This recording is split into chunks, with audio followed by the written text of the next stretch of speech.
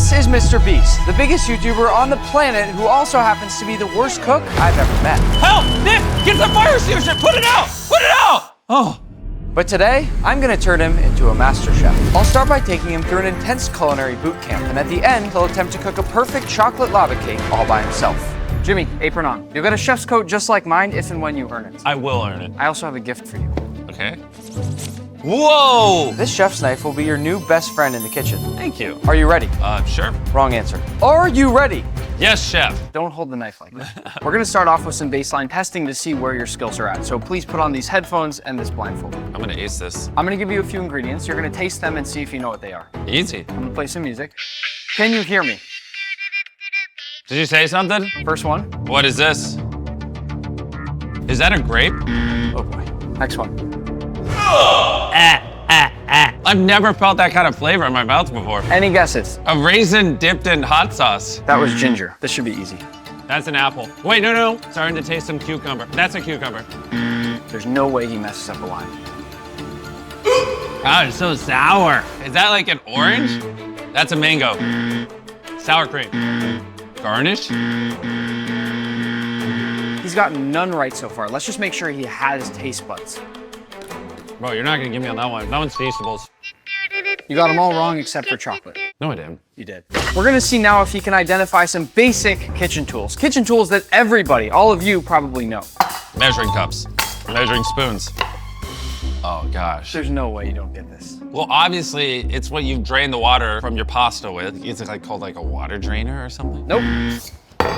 Giant spoon. Oh my gosh. Come on. I've seen people flip things on a grill, but I've never been like, yo, hand me juice extractor, squeeze extractor.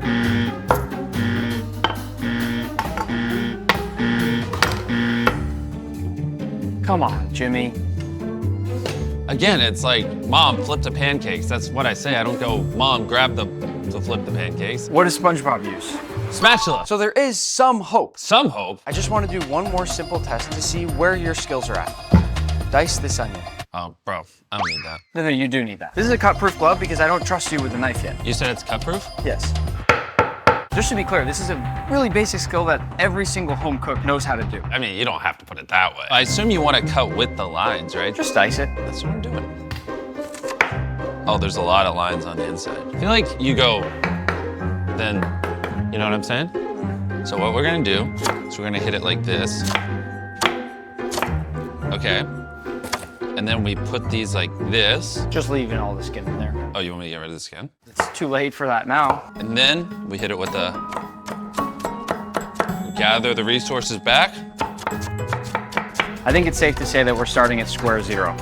What do you mean? Bro, those are diced onions. Now that we've done our baseline testing, you need to earn 3 different badges in order to move on to the final round. Everyone watching this video right now, you're gonna help me judge. So go to the comments down below at the end of the video and comment if you think Jimmy did a good job. Be gentle, I'm fragile. Jimmy didn't know this yet, but later in this video, I'm also bringing in your fiance to try the dessert you're going to make. Wait, I need to step up then. First up, knife skills badge, and I'm gonna start by teaching you how to hold a knife. The way you were holding it earlier, way wrong. The way you actually hold a chef's knife is by taking your pointer finger and your thumb and pinching it around the base of the blade. No shot. And then with the rest of your fingers, you'll wrap that around the handle, and the knife will basically be an extension of your arm. Then with your other hand, you want to do what I call the claw. If you go like this, it's going to protect your fingers, and that way you can cut down anything and get faster and faster and faster, and by the end of this video, you're going to be a champ. Okay, so we pinch the pointer finger and thumb. Yep. Grip it like that, put our hand like this. And try chopping. Forward, smooth motions.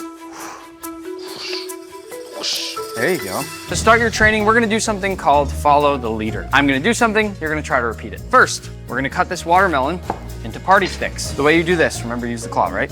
Chop down, nice even slices, be clean and confident with the knife. Then we spin. Whoa. Cut down like this.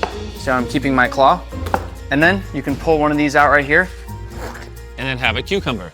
Your turn. All right, let's do it. So we're gonna hit it with the... Be confident with the knife, okay? Can I ask you a question, Jimmy? Yeah. Does that look like an even cut to you? It doesn't. I'm gonna follow everything you said to a T. Grip, wrap. That's still not straight. That might be even worse. But I'm doing everything you're saying. The claw, Jimmy, the claw. You got it, come on. Be one with the knife. Yes, sir. Better. It's stuck, help. I don't know what I'm doing. You're sort of juicing the watermelon instead of cutting it. Oh boy. Here you go. If I'm giving this a grade, I'm probably giving it about like 20%. The next thing we'll do is called porcupine cutting a mango. You slice off one side, and why this is difficult is because you need to use perfect precision with your knife to cut all the way through the mango flesh, but not through the skin. Then we'll spin and we'll go the other way. At the end, you'll peel this open and you'll get this beautiful porcupine mango. Wait, I want to know how to do that. I just cut here? Yes. Wait, is there a giant seed in the middle? Yeah. Okay, let me dodge that seed. Good holding the knife correctly. You did cut a little bit of the seed, but that's okay. Now, very precise. Go through the mango. Flip it. But remember, curving through there. You don't want to cut the skin, you only want to cut the inside. I like how focused he is right now. This is good. Now open that up. This is my porcupine mango. Here's a comparison between both of our mangoes. He's getting better, but he's not there yet. The final skill I'm going to teach you before the badge test is fanning out an avocado. I eat avocados all the time. I feel pretty confident. The way you do it is you open the avocado up, then you peel it off. Once the avocado is perfectly peeled like this, I'll do nice thin slices. And then Jimmy, I press it out like that and make this beautiful fanned out avocado. You try. Look, they're fanned out. Okay, you're gonna try this again. Thin, nice. This is the best cutting I've seen you do so far. Good. Ow! Push it back in. Okay. Good, good.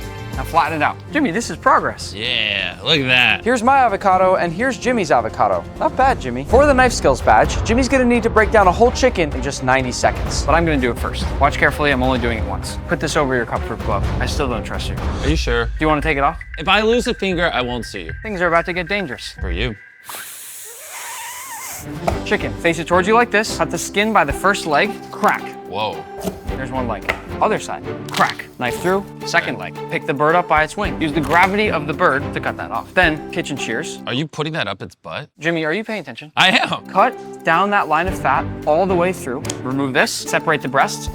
2 breasts, and I'm not even gonna make him do this part, but if I was cleaning it all the way, I'd cut off the wingtips, I'd separate the wingettes and the drumettes, and I'd also take the leg and the thigh, and I'd cut through those as well. And here's what we're left with. I just did all of that in 30 seconds. I'm giving you 90. Let's get to work. I'm ready. 3, 2, 1, start. Okay, so we cut here. Oh, the fat, it's not going through. Break out the leg. Cut through. Break out the leg, Jimmy. And Come then on. we break the joint. No, that's the bone. Watch the bone. All right, so that's the bone. Go, go. Then we cut like this.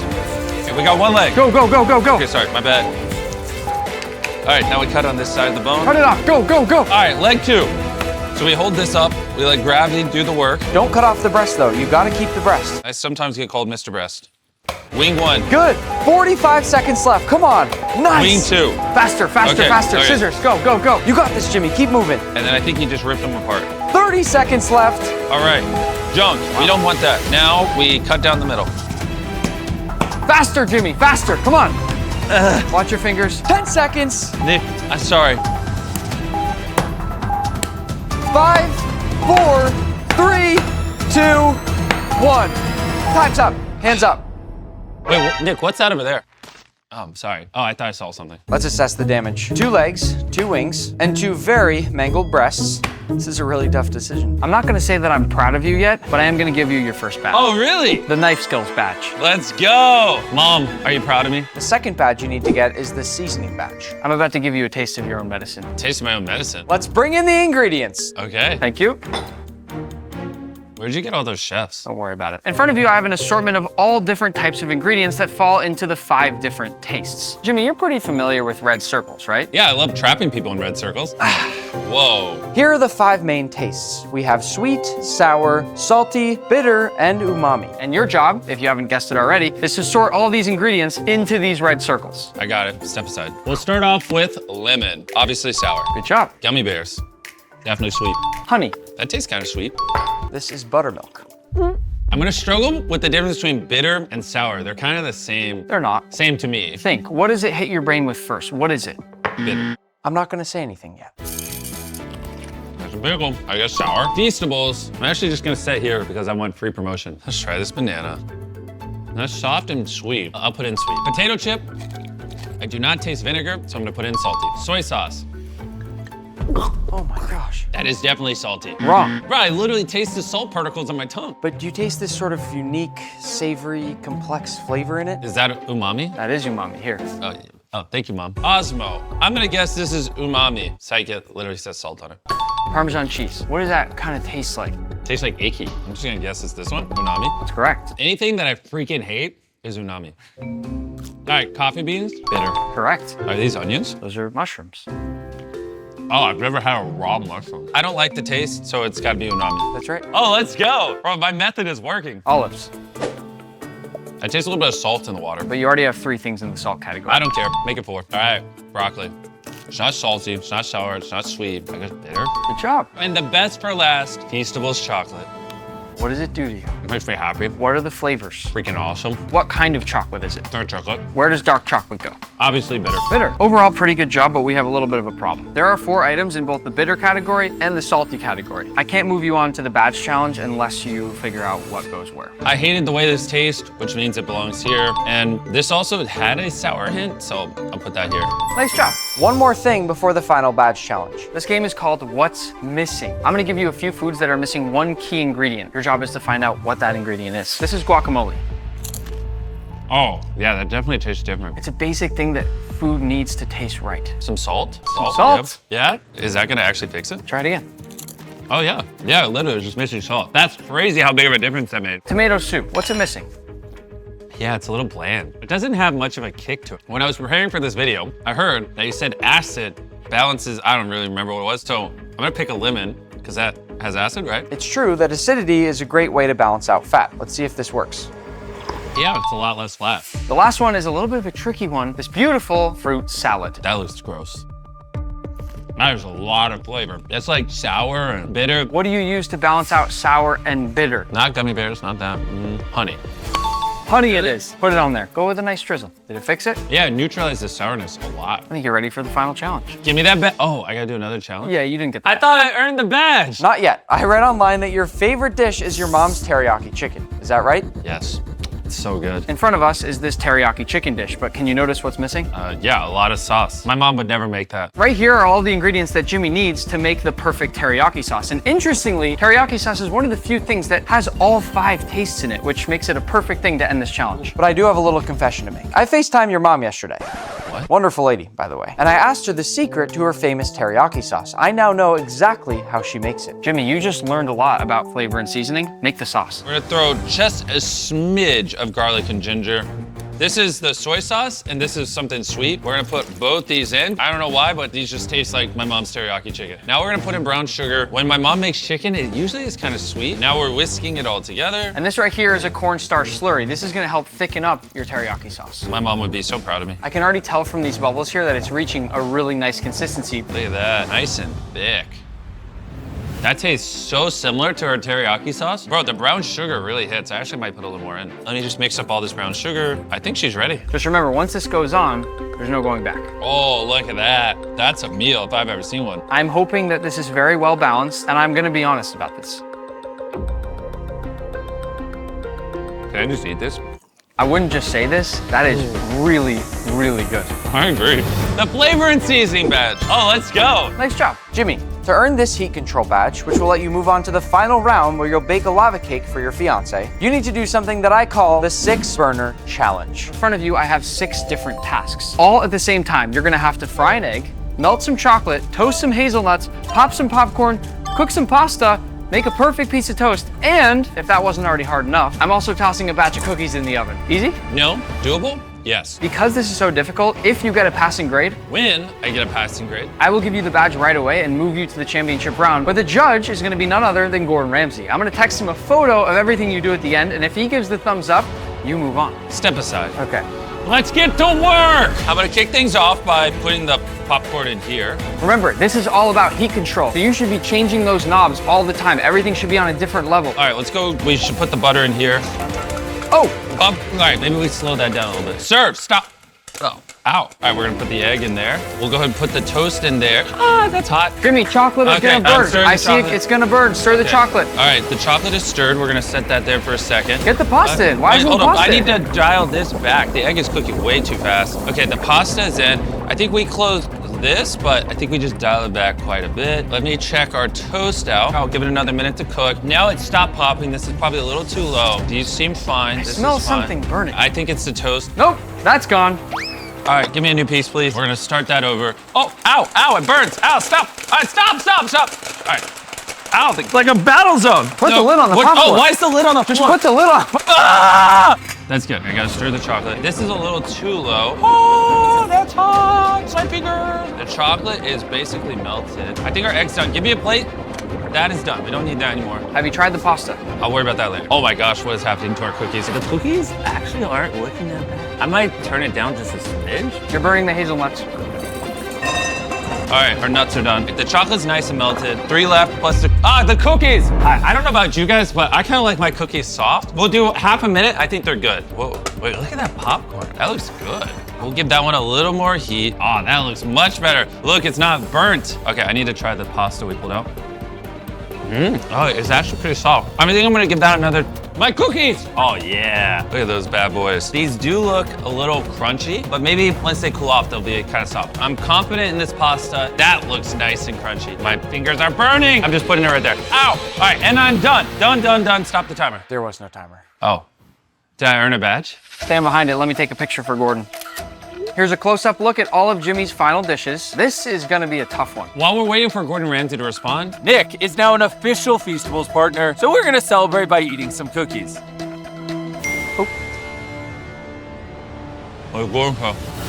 I earned the badge. How do you feel? I feel great. I'm super excited for this final dessert for my fiance. The only problem is you can't cook a MasterChef meal like this without No way. your very own chef's coat. You're in the big leagues now. I'm on your level? Not even close. It says MrBeast. Yeah, You even put my name on it? that's you. Thank you.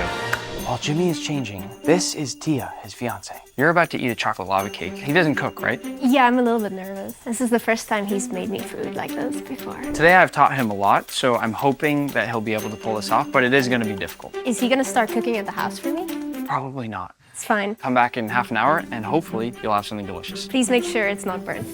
It's time for the final challenge. Let's do this. You will have just 30 minutes to make a perfect chocolate lava cake, some homemade vanilla ice cream, and a raspberry sauce to go on top. Oh my gosh, that's a lot. I'm up for it. I'm a chef now. I got this. I've even pre-measured some of your ingredients to give you a head start. Think about what you learned today. I learned what umami is. Things that taste disgusting. If that's what you took away from the day, then I don't know. Your time Oh gosh. starts now. Okay, so we're gonna start off, obviously, this is the chocolate cake with the Feastables bars. Good start. You're moving quick. For those of you who don't know, 100% of our cacao in Feastables is fair trade certified, which is basically the gold standard for making sure your cacao is ethically sourced. Keep it moving, Jimmy. Not only that, but we pay 100% of our farmers a living income reference price. Basically, the #1 reason why farms use child labor is farmers don't make enough. We also only work with farms that audit and remediate child labor on their farms because I don't, want to use rampant child labor. That actually is really nice, so I am going to add a minute just for that. Oh, really? Because we ethically source our chocolate? That's exactly why I do it. Not because I care about the well-being of millions of kids, just so I get an extra minute here. Move. Okay, I assume we need to liquefy it, right? Melt it? Yes. That didn't work like Don't I thought. cut your Okay. finger. Here, have some chocolate. Where's the microwave? Microwave! Oh, move it out the way? Okay. So we're gonna start by cracking the eggs. You don't know how to crack an egg? What do you mean? This is perfection. You're losing all of it. I don't want my fiance to eat eggshells, okay? Do you see any eggshells in it? That's what I thought. Am I allowed to? No. Oh, I Look out. already did it. Oh, well. Second egg, go. Extra egg yolks. I don't know why we need so many, but all right, we're gonna put the sugar in. All right, we're gonna put that in. Okay, now we which Microwave. The microwave? Oh, okay. I didn't even. Oh, sorry about that. I didn't even hear it go off. It's hot. Where's the food. things that's hot? There's chocolate on that.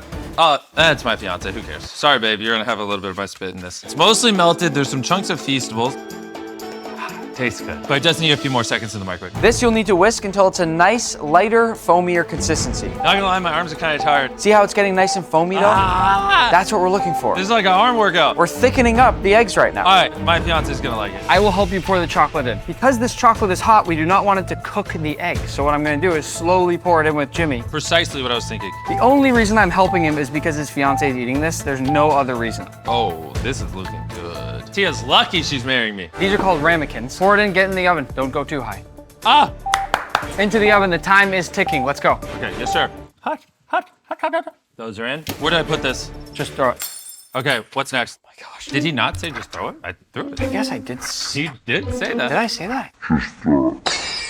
Because of your time right now, you need to make the raspberry sauce and the ice cream at the exact same time. This is like the 6-burner challenge, but it's only 2 things instead, so it should be easier. So we're gonna drizzle in some raspberries. Then we're gonna put the sugar in. Do I throw this as well? No. Oh. You said no. If there's one thing I learned, it's that lemon juice balances out the disgustingness of raspberries. So we're gonna put that in. I will not throw this. I'm gonna put it down gently. Do I use my knife to stir? Nope. Oven on? I specifically just said not to stir with your knife. Keep going. Move it off to the side. Ice cream. Is it safe to touch? Come on. Only 10 minutes left now. I'm bringing out the ice cream maker. Let's get to work. We're gonna start dumping things in. Milk and then cream. Now we gotta put some sugar in. Plus a little bit of salt, some flavor. I'm not sure what this is, but I'm putting it in. Vanilla. Vanilla, ooh. Now, there's only really one way to make ice cream in this little amount of time, and that is with liquid nitrogen. Goggles on. All right, let's do this. Lift it up. Lift it up. What he's about to do is the fastest way to make ice cream. This is the only way he could have made it in just 30 minutes. Okay, all right. That should be good. Whoa, it's steaming. Are you sure this is safe? Yeah, this is fine. Okay, let's put a little more in. Look at that. Nice. Okay. Yo, that looks good. I didn't realize you could use liquid nitrogen to make ice cream that fast. It looks very thick. I'm gonna add just a smidge more. That should make it a little less thick. I think this is gonna be perfect. All right, excuse me, sir. Look at that bad boy. Now clean your workstation. Nobody is supposed to be cooking like this. Ooh. Just kidding. He thought I was gonna throw it at him. Well, yeah. Actually, you've done this to me multiple times, by the way. The first collab we ever did, you just hucked a glass onto the floor. And you did it again this other time. You just love breaking things. Like that? All right, that one's indestructible. That's crazy. 5 minutes to go. Focus. Let's check the oven. Oh my gosh, that literally looks like a giant brownie. It's still a little soft. We'll cook it for, I don't know, another minute. I don't know what I'm doing. Now let's try out the raspberry. Let me make sure there's no glass on the spoon. That should get the glass off. Oh, yeah, we should put honey in here. Let's drizzle that bad boy in there. Jimmy, just 3 minutes remaining. You gotta have it all on the plate by the time it hits 0. Okay, yes, chef. He's taking out his lava cake, so the question is, are they overcooked, undercooked, or just right? All right, let's strain this bad boy. Getting all the seeds out, make it nice and luxurious, nice and smooth on the final plating. Faster, faster, faster, you're not gonna finish. If Jimmy's lava cake is not on the plate by the time this timer hits 0, My fiance will break up with me. 1 minute. Go, Jimmy. this is the moment of truth. Come on, let's Flip it go. upside down.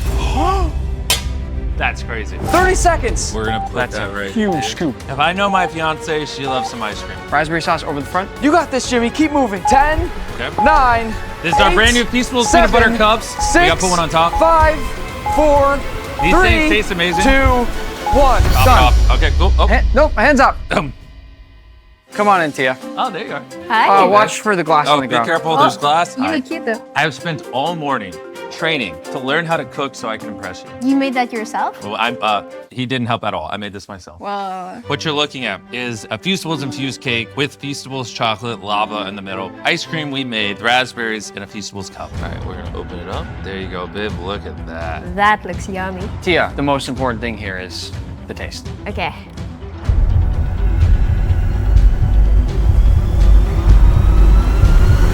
That's really good, Yeah? actually. What's your favorite part? The peanut butter. No, like, it's very good. I made that. Come on. So Tia, what would you say? Is he a true master chef? Yeah, he's probably the best chef in this whole room. You guys vote in the comments down below. Did Jimmy become a master chef today or not? Are you gonna expect me to cook you now? Yeah. This might backfire. Today, I'm challenging Shaq, one of the greatest basketball players of all time, to a burger cook-off. And I do cook a mean burger.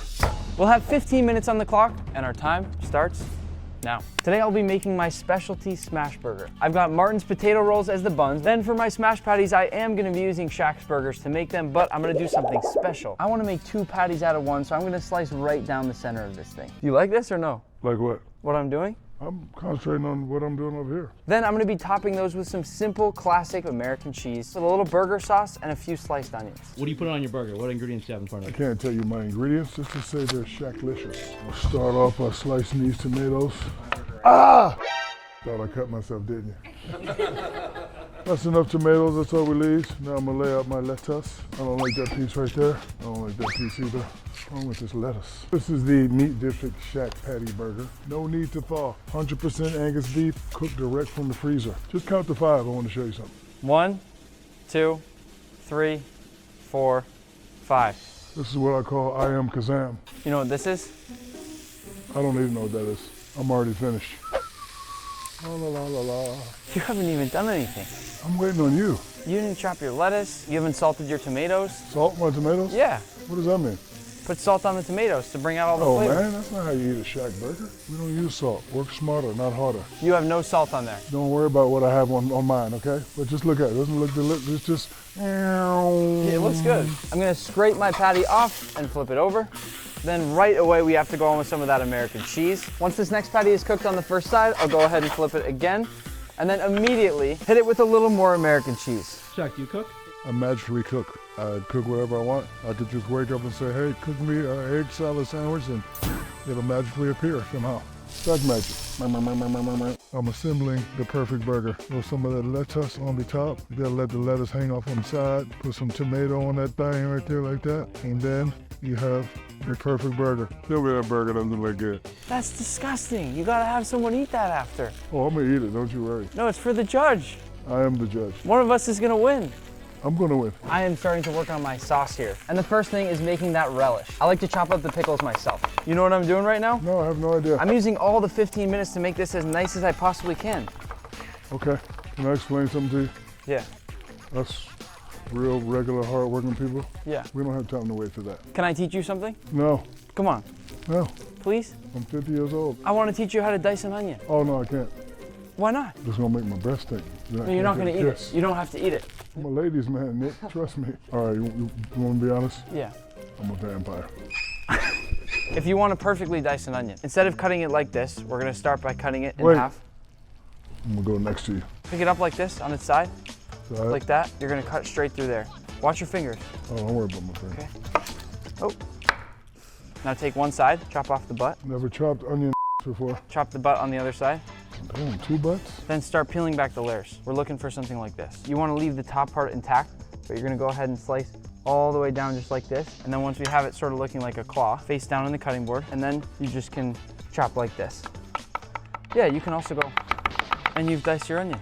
Help me make the burger sauce. Oh my, burger sauce? Ketchup. Ketchup. Then we go mayo, a little bit of yellow mustard. Killing me right now, Nick. These chopped pickles that I already did. Doesn't that look pretty good? Yes, it does. Do you know how to say this? Worcestershire sauce? You were close. Worcestershire. No, I got 4 degrees of Shire. A little bit of smoked paprika. Smell that. Tell me what it smells like. It actually smells like Charles Barkley. We forgot one thing, lemon juice. Cut the butt, you cut the other butt, and then you put that pressure on like that. Ah. First, down with my potato bun. Going on to my potato bun with my burger patties. On with a tiny bit of my sauce. Just a few of those onions that you helped me chop. You're part of this burger. I appreciate it. And to finish, on with that top little bun. And my burger is complete. Today I used the classic shack patty burger. I made it very simple. No fancy schmancy stuff that people do. And today I made my signature smash burger, and I'm pretty confident about winning this one today. It's time now to bring in our judge. I'll start with this one. Yeah. No, don't do that. Try this one, my friend. Keep it going, keep it going. I think Chuck wins. Yes, we win, thank you. What? We are the champions. He didn't even try the burger. This is my friend Ryan. Some people say he looks like Gordon Ramsay, but he certainly doesn't cook like him. But over the next 24 hours, I'm going to teach Ryan how to cook. I'll put him through an intense culinary boot camp, and at the end, he'll attempt to cook a perfect beef Wellington, one of the most challenging dishes in the world, all by himself. If you're watching this video right now, you're going to be a judge. So please, once you finish the video, go comment down below and leave my beef Wellington a rating out of 10. Apron on? Oh. If and when you deserve it, you'll earn a chef's coat, just like this one. Before we start your official training, I'll need to run a few quick baseline tests to see where your skills are at. Let's do it. First up, I want to check your knife skills. Please dice this onion. Dice the onion, like into dice shapes. This is how I do it. It's also how I cut apples. Is this wrong? What is that? You're underlining something aggressively. That thing again? Did you really just cut your finger? Oh my God. Yeah, cooking's hard. Cooking's hard. Second test, I'm going to taste your palate. I have the palate of a 5-year-old. In front of you are a variety of different broths that are the base and foundation of a lot of popular dishes. You know what a stock or a broth is, yeah? Like investment? You're going to go down the line. I just want you to simply tell me what they are. All right. Start right here. It's a little bit of potato. First one, potato broth. Potato broth. Okay. Is that meatloaf? Try it again. Okay. Chicken. Chicken on this one. Chicken and rice. Oh my gosh, I have no idea. I'm so bad at tasting things. Corn. I don't know. I don't know, Nick. Best guess so far, I would say. Really? Yes. Okay. This one's a little lighter. Beef with a hint of sweated onion. That was water. Let's move on. For our last baseline test, I'm going to put on a blindfold. I can't see anything. And I'm gonna put on some headphones and play some loud music. All right, is this the test? Ryan, can you hear me? I'm gonna hand you different pieces of kitchen equipment. You should be able to know what these are with no vision, no hearing, no nothing. Purely by feel. You ready? I love it, let's do it. First item. Okay, that's a skillet. I'll take that as an answer. It's a small fry pan. Good job. Oh, yeah, let's go. Oh, that's a whisk. So far, this isn't so bad. It's a skillet with holes in it? Why does it have holes? Oh, what are these called? Grabbers. I'm not gonna give you credit for that. Last item. What is that? What does that do? Oh, it's a can opener. From the baseline test, it is clear to me that we're starting from square one. I would even call it square zero, actually. Square zero? I'm not even sure he knows how to boil water, guys. Come on. I got one more test for you. Okay. Ryan, what is this? It's a knife. Wrong again. What? That right there is your knife. That's your brand new chef's knife. Are you serious? With that right there and the skills I'm about to teach you, you're gonna be able to do anything in the kitchen, Ryan. I'm telling you right now. Thank you. Now, are you ready? I'm ready. I'm gonna try that again. Are you ready? Yes, chef. The way your training will work is very simple. For me to feel like you're actually ready to cook that beef Wellington, you'll need to earn 6 different badges, each of which represents a very important culinary skill. That makes total sense. I'm excited to hopefully earn them from you. First, we'll sharpen your knife skills with your brand new knife. The proper way to hold a chef's knife, your pointer finger and your thumb, you'll wrap around the base of the blade of the knife. Your other 3 fingers will wrap around the handle just like that. It gives you that full control and it kind of makes it an extension of your arm. You're not chopping so much like this, okay? Even though it sounds like that's what a knife does, you're moving forward in a nice rhythm. You need to be able to do this with your eyes closed. Wow. The first ever skill that I learned at a restaurant was chopping chives. And it's one of the most difficult things to chop properly. But if you can learn chives, you can learn anything. All right, just diving right in, that's fine. In your baseline testing, I noticed that you were exposing your fingers. You even cut yourself. I cut myself a little bit. You need to use something I call the claw method. Make a claw on the cutting board like you're a dinosaur. Oh. You pretend you're a dinosaur sometimes anyways, right? Yeah, I've seen you do it. I do that in private. So pretend you have that claw like a dinosaur, okay? Okay. That's how you're gonna hold the food. Your finger serves as a guide for the blade. And so what that's gonna do is make sure you don't get cut. As I go, I'm using the claw method on this side. I'm gonna get that rhythm down, right? And all I need to do is I just need to start going forward and look how small they're gonna chop. And as you go, you can start moving faster and faster and faster. And you're gonna be able to do this by later, okay? I promise. I'm gonna be able to do that? You are. If you can chop these, you can chop anything. Okay. Put this on your left hand, you can't cut through that. You can feel fully comfortable knowing you won't chop that finger. Now, I want you to hold the knife like I showed you and try to show me that rhythm. All right, index finger, thumb, wrap around, and it's all about the rhythm. It feels really good. But just again, get the flow down. Okay, yeah, more flow, more rhythm. Me and Ryan have rhythm. We do. I want you to practice with those gloves using your fingers as a guide. Pretend you're cutting your way down something, okay? Start over here and move your way this way. Until Ryan can get from this side of the board all the way down to the other without chopping off his finger or getting out of position, we can't move on. You're very stiff and tense, okay? Loosen up a little bit. Let your arms go a little more limp. Oh, so you're cutting your pinky there. You would have just cut your I finger just cut off. my pinky. If I didn't have these on, my pinky would be cut off. You would have just cut your pinky off. You see what I'm saying? Start from the top. Let's go through the checklist. What do we have? I've got my claw, I've got my knife in position with my index finger and my thumb on the blade. My 3 fingers are wrapping around, and now rhythm. Chop a little faster. That's perfect. It actually looks better when you chop faster. So you're getting more comfortable. You got the rhythm down, right? I think you're ready for this. Grip the chives from the front, and you just want to make sure you're lifting high up enough each time that you can cut off some of the chives. The goal is to make some nice small chives like I made here. Remember, Ryan, all of this is going to earn you this patch. I want that patch so bad. Go ahead. Yes, chef. Now bring those chives in. Come on. Nice. Nice. You need a little bit more distance. Pull it further back and further forward. Ryan has not cooked at all before, and look what he's doing right now. This is so fun. These are pretty good chive cuts, Ryan. That's the best thing I've done. Now we need to learn how to cheat your hand slowly back. Yeah, I was so tense on the chives, I didn't have any ability to move. So watch my fingers when I go, okay? I'm going 1 finger at a time. You are. See? I see, okay. I'm kind of inchworming all the way back. Let's start from the top here. Inchworm those fingers back. Nice, nice. Look at Ryan go, guys. Keep introing back. You can be slow if you need to be slow. Just try to get those nice chopped chives. If you can do chives, you can do anything.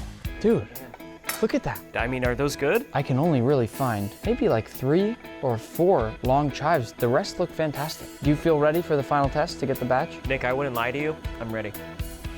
To successfully earn the Knife Skills badge, you're gonna need to do 3 different skills in 10 minutes. Break down this chicken, segment this orange, and chop this cucumber. I'm gonna demonstrate first, you're gonna watch. If you can do it and you do it properly, you get the Knife Skills badge. Awesome. Let's do it. Give me that.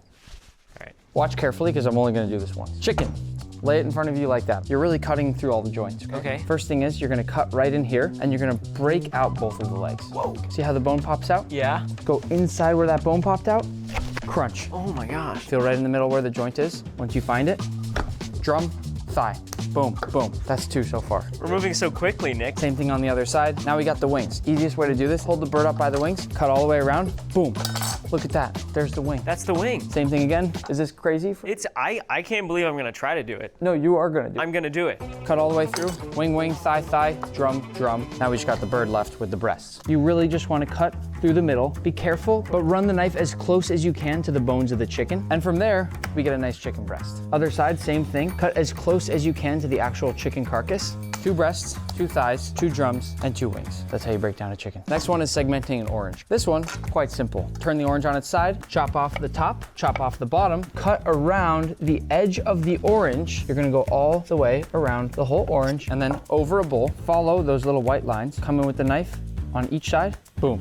Whoa. And the final step, you'll be tight on time at this point, is chopping a long cucumber. So with this cucumber, I'm only gonna make you chop half. I'll chop one half, you'll chop the other later. We just wanna get nice, thin, consistent slices of cucumber as we go all the way down. And again, you're gonna be running tight on time at this point, but you just need to make sure that you keep going, and get those nice, fast slices of cucumber. And as long as they're generally the same size all the way, you'll be good. Your 10 minutes starts now. Go, go, go. Chicken now. I don't know. Beautiful. Okay. You don't have to be so gentle with it. Break it open. Okay, I don't remember really. There it is, There's there the it leg. is. Okay, so I cut off the leg. Boom. Pull that away. Find the joint. Find the joint. Boom, right there. There it is. Thigh, drum. Break it out, break it out. You got it? You're like a pro chef right now. Come on, slice all the way through. Beautiful. Another drum, another thigh. Those are done. 2 minutes gone, Ryan. Come on. 2 minutes? 2 minutes gone. So I just started. Oh my gosh. there you go, Ryan. Now the hardest part, flip it over. Time for the breasts. Okay, all right. You got this. 7 minutes and 22 seconds left, Ryan. Oh my gosh. All the way down. Beautiful, beautiful, beautiful. Yes, Oh my there's gosh. a breast. Heart is racing right now, Nick. Not the best breast I've seen. Okay, chicken, done. Get that out of the way. Chicken, okay. Go, go, go. Orange. Chop off the top. This is gonna be tight on time. Oh my gosh, come on. All right, there's that. Okay, you need to move a little faster though. Slowly shimmy it all the way around the orange. Claw method is looking fantastic. Oh, now I don't know what, I'm kind of panicking. I don't really know what to do here. Oh man, this is tougher than it looks. You made it look so easy. One. There's one, there's one. Come on, Ryan. 3 minutes and 35 seconds Are to you go. serious? Make sure you get all of that orange. I really want as much of the orange as I can. Drop it in the bucket. I mean, is that, I don't know. Let me check the orange. You missed one. I missed one? Yeah, oh my gosh, It's a hard one, but get that one. it's really thin. That's a thin one, but that's It's a fine. thin That's how it one. was. Good. 1 minute and 32 seconds left, Ryan. Let's go. Get the rhythm. Get the rhythm. Rhythm? All the way down the cutting board, just like we practiced. Shimmy your fingers slowly. Less than 1 minute to go. Cut a little bit faster. Gosh, I can't go any faster, Nick. Oh, I'm shaking. I'm literally shaking. That's not good with a knife. Come on. Okay, come on. Relax. Relax. 30.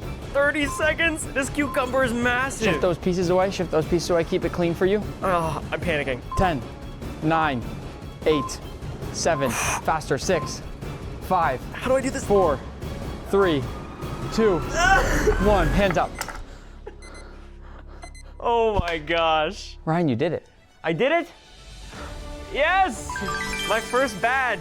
Knife skills badge complete. We're gonna put that bad boy right there. Next up is the seasoning badge. And after this, you'll be able to make better tasting food for the rest of your life.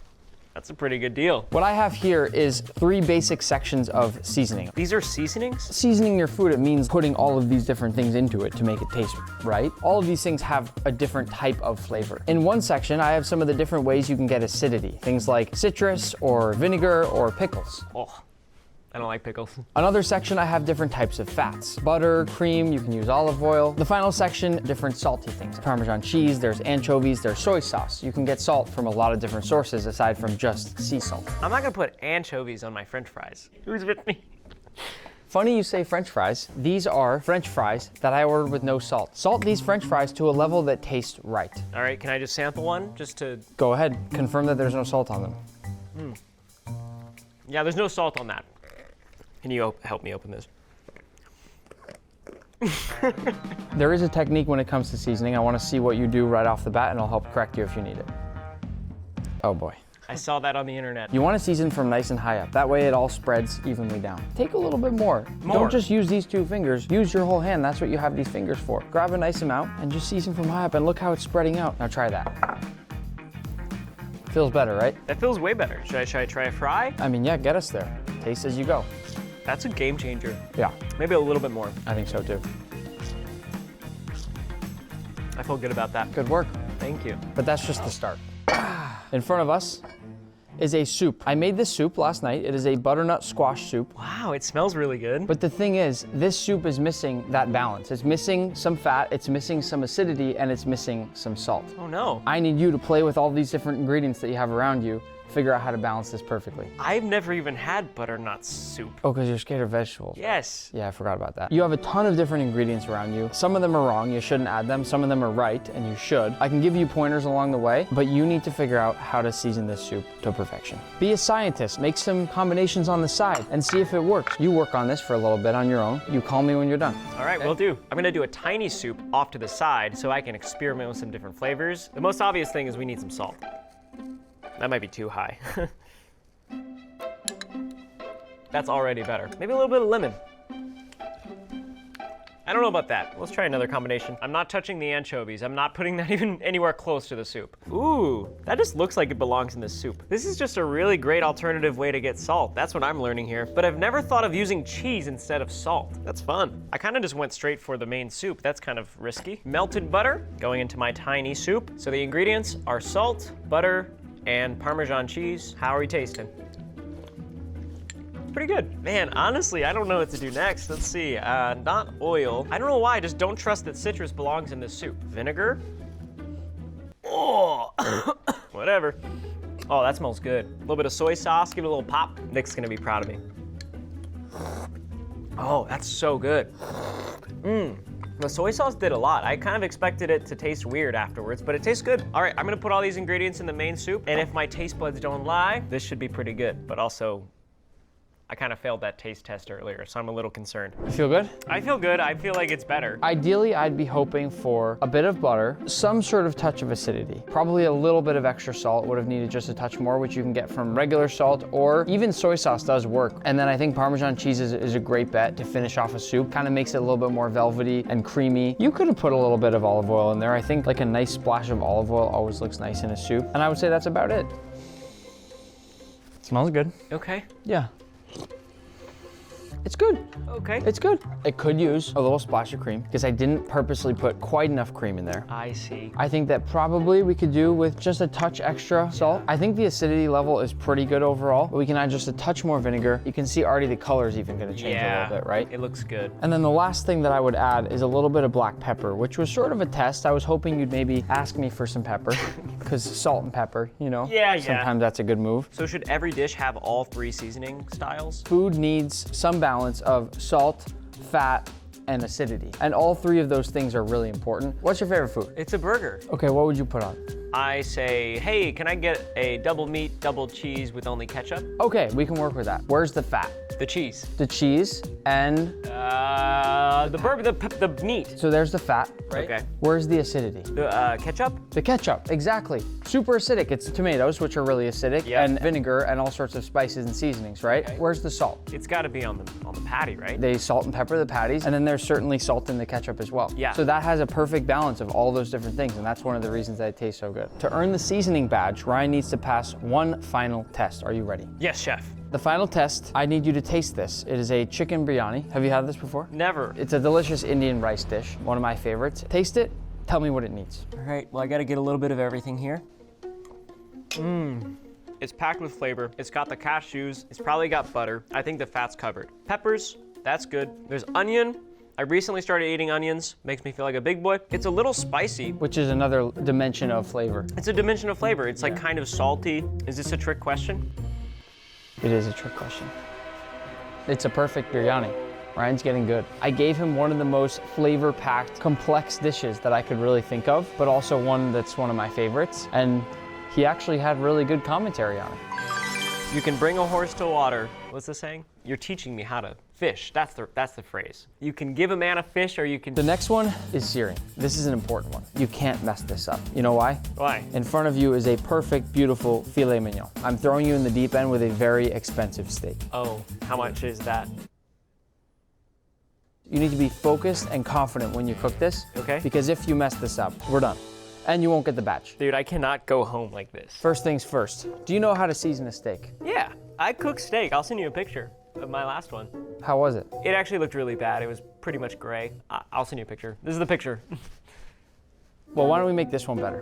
Go ahead, season it up. Don't do that. Oh. Why would you drop it from my house? We were throwing the chicken around. First things first, we're gonna get some salt from the top level. Beautiful. Ryan came into this kitchen today terrible. He didn't know anything. In fact, I almost canceled the whole video. You didn't say that. That's crazy. What the heck? I've got a nice layer of salt and pepper here on the top of the filet mignon, and now I'm actually gonna roll around on the sides. Ryan's killing it right now. I'm kind of paving my own way in the cooking industry. This is fantastic. And you added the perfect amount. Awesome. Yeah. So usually cast iron pan, it's thick, it's consistent. That's important. Yep. Fire up the heat. All right. The key when cooking a steak and when searing a lot of different things is being comfortable in front of the burner. Don't be scared of it. Don't be scared. Got it? Oil. Throw it in there right away and let it start heating up. Good. You said you have trouble getting a sear at home, right? Yeah. The biggest difference between a pro chef cooking a steak and somebody at home who's just cooking for fun is really most of the time heat, and that their pan is not hot enough. And see the smoke? Oh yeah. Do you see the smoke? Yeah, it's smoking. Okay, when it barely starts to smoke like that, that's when I turn down the oil just a bit. The oil has reached its smoke point. It's nice and hot. It's ready to go. Is this olive oil? No, olive oil is gonna burn too fast. We need to use an oil that has a higher smoke point. I was using olive oil. You can use vegetable, canola. Avocado oil? That's great. Stop using olive oil. Okay, I will. Okay, grab the steak. When we place it in, place it away from us. You're gonna get a little bit of spatter of oil. You gotta be tough, okay? Tough. Hold the steak down, press it down a little bit at the start to make sure it gets nice contact with the pan, okay? And if you need to, you can back away and use the top of this to push it down a little bit. Go ahead. 3, 2, 1. Look at that. That's a proper sear. Are you getting spat on a little bit? I got spat on. Did it hurt a little bit? Yeah, it did. Put it back there for a sec. See if you can tough it out. You okay? Oh, I'm all right, Nick. Do I look tough? Yeah, you look really tough. See, but think about it, right? If you leave your arm right there, right? It's not gonna hurt you. It's not. It might be a little bit of a pinch. A little bit pinch here and there. Poke, a little needle. Yeah. It's not bad, right? It's not bad at all. Just gently. Just kind of hang out there for a second with your hand, okay? Does it hurt? Can I take my hand out? Yeah, you can. The reason we push the steak down at the start there is because pushing it down and really giving it that nice even contact across the pan is what's gonna help you get that crust. Your steak that you showed me the photo of was probably sitting up like this and you basically kind of steamed it. Yeah. That's why it's great. I did steam it, didn't I? The key here now is patience. Watch from the side if you can see down here. Can you see that little line there where it's starting to get a crust? Do you see the golden part? I've never seen that before. Never. On my steaks. Okay, yeah. So look, but how simple was this? We didn't use any magic. We just started with hot oil and we're being patient. Now turn down your flame, and what that's gonna do is gonna let it slowly cook, almost kind of dry it out on the bottom there to get a little bit of a crust. So we start off hot Yes. for the crust. Yeah, boom, hot. Crust right away. Ow, ow. But then to actually cook the steak, a little bit lower heat. Turn it down because otherwise we're gonna burn the crust, and it slowly will start to cook up the steak.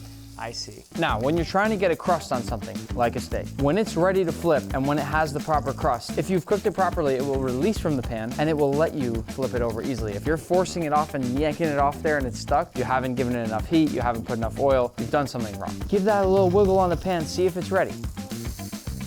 Oh, it's ready. It slides around like a hockey puck. It does. Now, flip it away from you. Let's see the crust. Okay, you flipped it towards you, but otherwise that was good. I cannot believe I'm involved in this steak at all. It looks so good. Dude, that is sick. I've literally never had a crust on my steak before. That's your crust. What's up, crust? You're doing this side by yourself.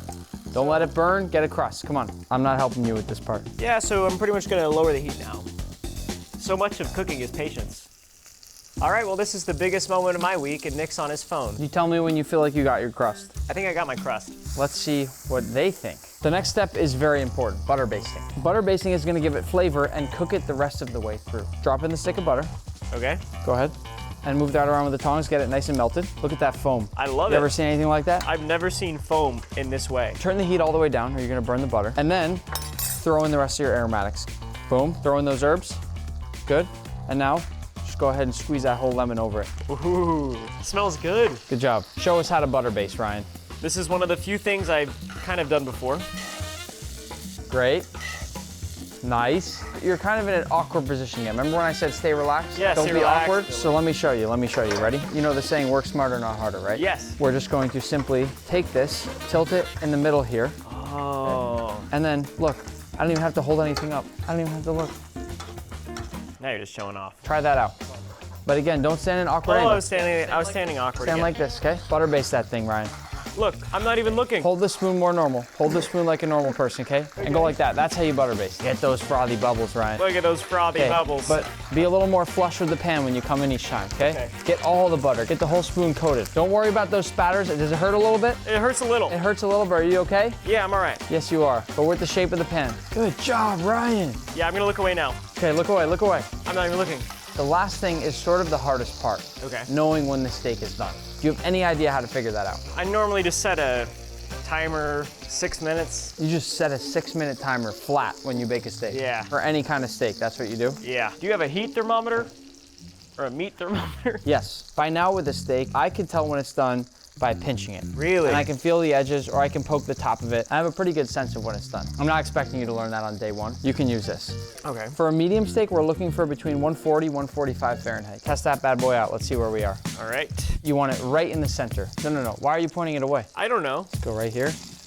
In this angle. 144.3. Just to show you guys we're not messing around here. Legitimately, I don't know how you nailed that on your first go. I have 5 more steaks back there. Oh, just in case I messed Yes, up? I had 5 more steaks back there and I was gonna make you redo it every time. This is the moment of truth right here where it better be perfectly cooked or Ryan will cook another steak. Oh, that's awesome. Okay, I'm excited because it's nice and pink and medium. I'm not excited with how you cut it. What do you mean? What do you mean, what do you mean? Can you not see whether or not it's medium or not? I'm just gonna let the people judge here, Ryan. Ryan.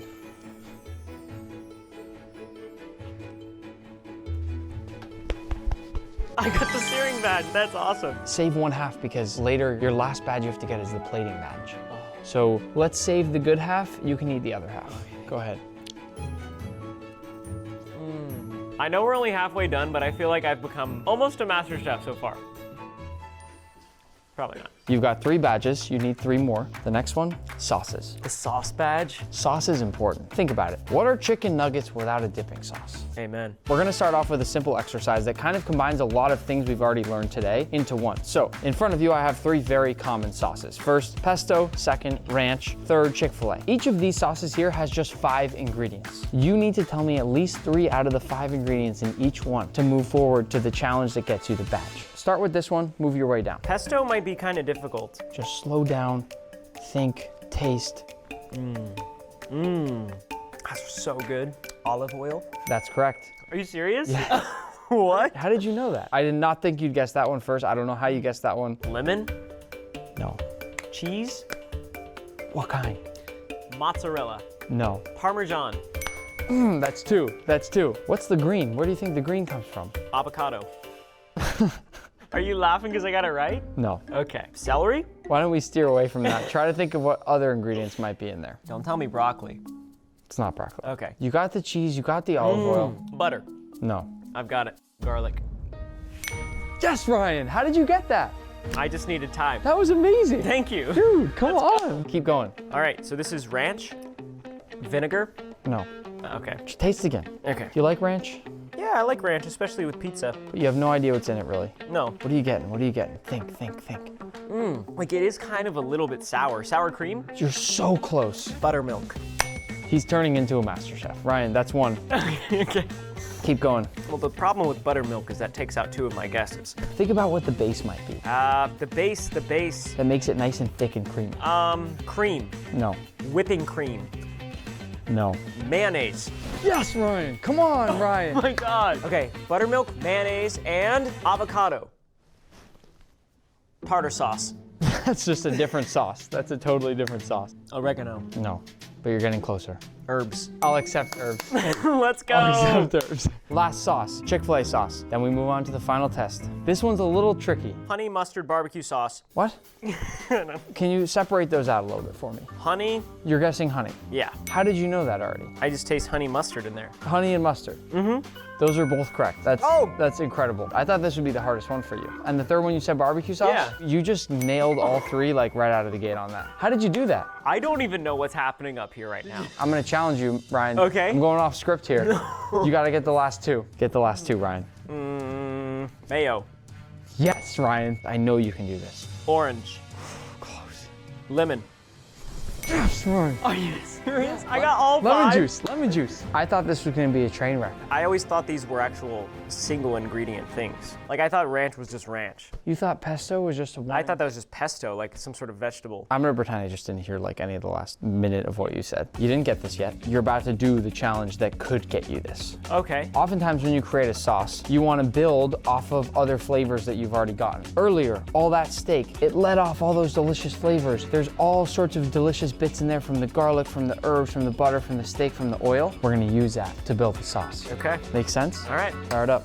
Boom. While this is getting nice and hot, pull out all of those old aromatics. We don't need that. We've already gotten the flavor out of it. This right here, any guess what that is? Onion, carrot, celery. Exactly. It's called mirepoix. Mirepoix. For whatever reason, some French chefs a long time ago figured out that this gave the perfect all-around flavor for the base of a broth, which you use for a sauce. So put those in there. I love that sizzle. Now, mix those up. What are we doing right now? We're kind of just caramelizing the vegetables. We're softening them. We're getting out all the flavor. No, you're right. We're gonna caramelize them a little bit. We're gonna get out the flavor. We're gonna sweat them, soften them. Another thing we wanna do when we're cooking, we wanna build all of that seasoning. We don't wanna just throw in salt at the end. We wanna do it as we go. Beautiful, Ryan. Good job. Now, you ready for it to get intense? I guess. Whoa. We're gonna make a red wine reduction. You've probably had a red wine sauce with a steak at dinner. We're basically making a steak sauce. Okay. You're gonna make something like this for the Wellington too, by the way. In fact, if you want, if this one's good enough, maybe I'll let you save this one and use this one for the Wellington tomorrow. Oh, okay. What do you think about that? Yeah, the stakes are high.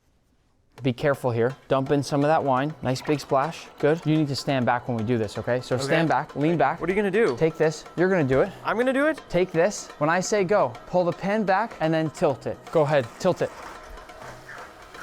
Oh! Ooh. Oh my gosh! Good job, Ryan. What do I do? That was It's great. on fire! Oh, that was perfect. That was good. Nick, it's on fire! Just give it a little shake, okay? It's gone. Good job, good job. That happens in kitchens? Yeah. What did you call the beef broth earlier? I thought it was potato I think broth. you did, yeah. You're gonna add some potato broth into there. All right. Go ahead. See how everything we've learned today is kind of coming together at really all is. different times? Yeah, it really is. Isn't that interesting? We're using beef stock because we're gonna pair this with beef. And now we're just gonna let that reduce. Can you guess what reduce means? Evaporate the liquid. Perfect. Evaporate the water. You're taking out the water to thicken up the sauce. You're surprising me, Ryan. What can I say? Butter? Yes. How much? Add a few cubes in and use this rubber whisk to start mixing that around. Can you explain to me why we're using a rubber whisk right now instead of a metal one? The metal would maybe burn. Try again. Would it scratch the pan? Exactly. I did it again. Turning the heat off. That's it. What do you mean that's it? That's the sauce. I just made sauce. Pour that off into here. We gotta strain your sauce. I'll hold this Okay. for you. Do not spill on my cutting board. Got Oh my it? gosh, here we go. Check out our sauce. Wow, that's nice. Is it good? That's good. Yeah? Oh, I'm the sauce man. At this stage in the process, you have 4 out of the 6 badges. What are you feeling? I feel like I've learned a lot, but I still have no idea how to make a beef Wellington. I'm guessing I'm gonna have to bake this stuff. Yes, a beef Wellington does require baking and baking badge. Baking badge, alliteration. I love pigs in a blanket. I figured you do, especially because I know you do eat like a 5-year-old. In all the intensity and all the new ingredients and all the different things, I wanted to have something familiar for you. Only problem is they're not baked. You gotta bake them. I have to bake them. And they need to be perfect golden brown or we're doing it again. I can do this, Nick. Brian, bring this to the oven. Get a good look, because they're about to be golden. While that's in the oven, we're gonna play a little multiple choice game. It's gonna have some common baking trivia that you need to know if you're gonna be a master chef. You guys can play as well. I'm gonna ask you 5 questions. You need to get 4 right. Otherwise, I'm gonna get rid of those ones in the oven. You're gonna make them from scratch. Deal? Deal. Question 1. What is the main ingredient in cookies? A, flour, B, butter, C, sugar, or D, eggs? What's the answer, Ryan? Flour. Ding, ding, ding. Yes. Oh my gosh. Were you nervous? Yes, I thought you were gonna say ding, ding, ding, wrong.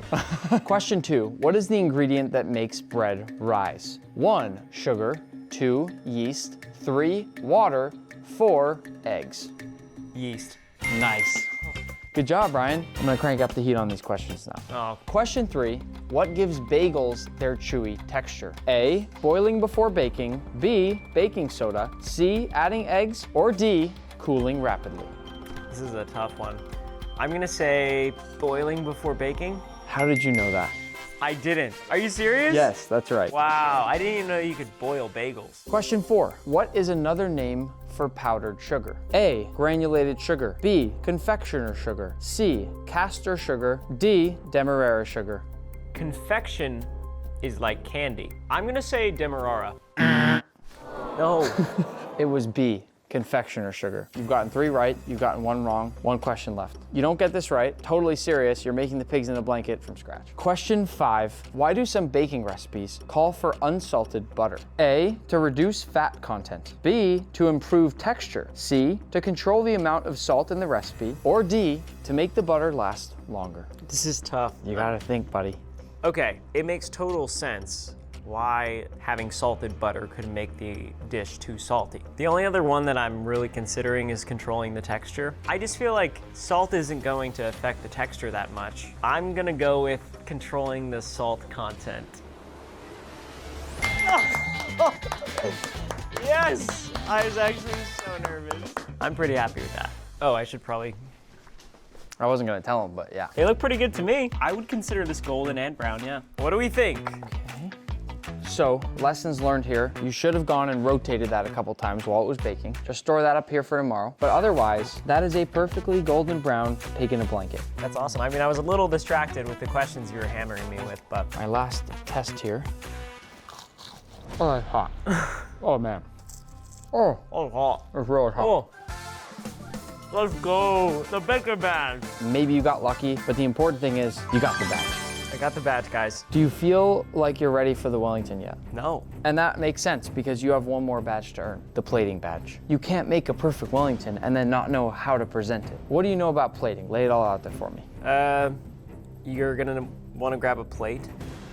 That's it. Yeah, that's it. Similar to seasoning, there's kind of a right answer somewhere, but at the same time, a plate is a canvas. You're the artist. You're going to plate the food however you want to plate the food. We've got a half a filet mignon. To try to get over your fear of vegetables, I've added some green beans, and of course, your incredible sauce. Paint away.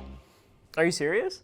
Yeah, you're an artist. I put the filet mignon down first. It's the forefront of the meal. I don't want them to touch because I'm probably not gonna eat the green beans. Okay. So they're gonna be over there. Just for some symmetry, I don't wanna just pour this on the meat. I think I'm gonna pour it down the middle. Kind of looks like a professional plate. What do you say? You're whispering in my ear. I think that's it. I think I'm done. This looks like a 5-star dish. Shut up. What do you think? I'm happy with it. This is the best thing I've ever made. This is a very well plated dish. Like we said at the start of the video, you're the judges. I'm gonna let them decide if you earned that last badge. I'm gonna post this photo on YouTube community and we're gonna see what they say. Oh, can I just ask someone to comment real quick? Hey, Dad, do you mind doing me a favor? Yeah, just go to Nick DiGiovanni's community post he just posted and just leave a comment. Say, looks amazing. The results are in. What? Ready?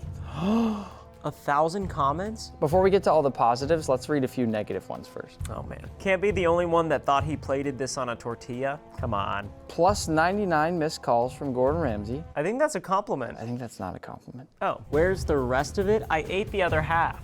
Okay? The plate itself is very nice, but the plating is a little basic. I think that's fair. The plating is nice and clean. Hey. Guys, it's the rat. He made it. Is that a reference to Ratatouille? Mm-hmm. Oh, all right, I'll take that. That's good. So magnificent. That feels really good. The best. Very minimalistic, but I still like it a lot. Ryan, I think you know what this means. Close your eyes. Oh, gosh. Sorry. The final badge. Wow, Ryan, you're so handsome. I feel like I learned so much today. You learned knife skills, seasoning, searing, sauces, baking, plating. You're ready. Are you serious? Just to be sure, I'm giving you a bit of homework. Okay. Go home, watch my beef Wellington video so you know all the steps to do. You know how to do all the things, you just need to see the process. And then get a good night's sleep. Oh, now? Now. Oh. Yeah, now.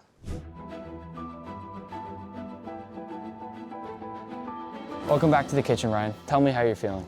I'm nervous. Isn't beef Wellington like the hardest thing in the world to cook? Probably one of them, yeah. I just feel like there's a high likelihood I'm really gonna mess up, and whenever we open it up, it's just gonna look terrible. I figured you'd have some jitters, some nerves going into this. I asked a friend for a little bit of help. He's somebody that some people say looks a little bit like you, and he's pretty good at making beef Wellington, which is nice. He sent me a little message to try to get you excited. All right. Hey, Ryan, it's me, your favorite chef. You're attempting the Wellington, so let's get your act together, okay? I'll be watching the final result. The very best of luck, and promise me you do not f this up. Good luck. Now you can't mess it up. Oh my gosh, I'm so nervous now. That made it worse. I'm gonna text him a photo of your finished Wellington, and we're gonna show everybody watching his reaction and his rating out of 10 at the end of the video. I'm literally shaking. Gordon, this is for you. You ready? No. No, you're not. That's right, because there's one more thing. Oh, okay. Close your eyes. Okay. Oh. That is a professional chef outfit. Oh my gosh, are you serious? Never in my life did I think I would have the word chef in front of my name. Read it and weep. Chef Ryan. That has a ring to it. Do you think being in this makes you feel more comfortable for what you're about to do? 1000%. I feel a confidence boost from wearing this. Good. Ryan, in front of you is everything you need to make the perfect beef Wellington. You've got, oh, you know what? You list out the ingredients. Well, first, Nick, we have this beautiful, long beef tenderloin. It looks like we have shallots, garlic, some herbs such as rosemary, thyme, and Sage.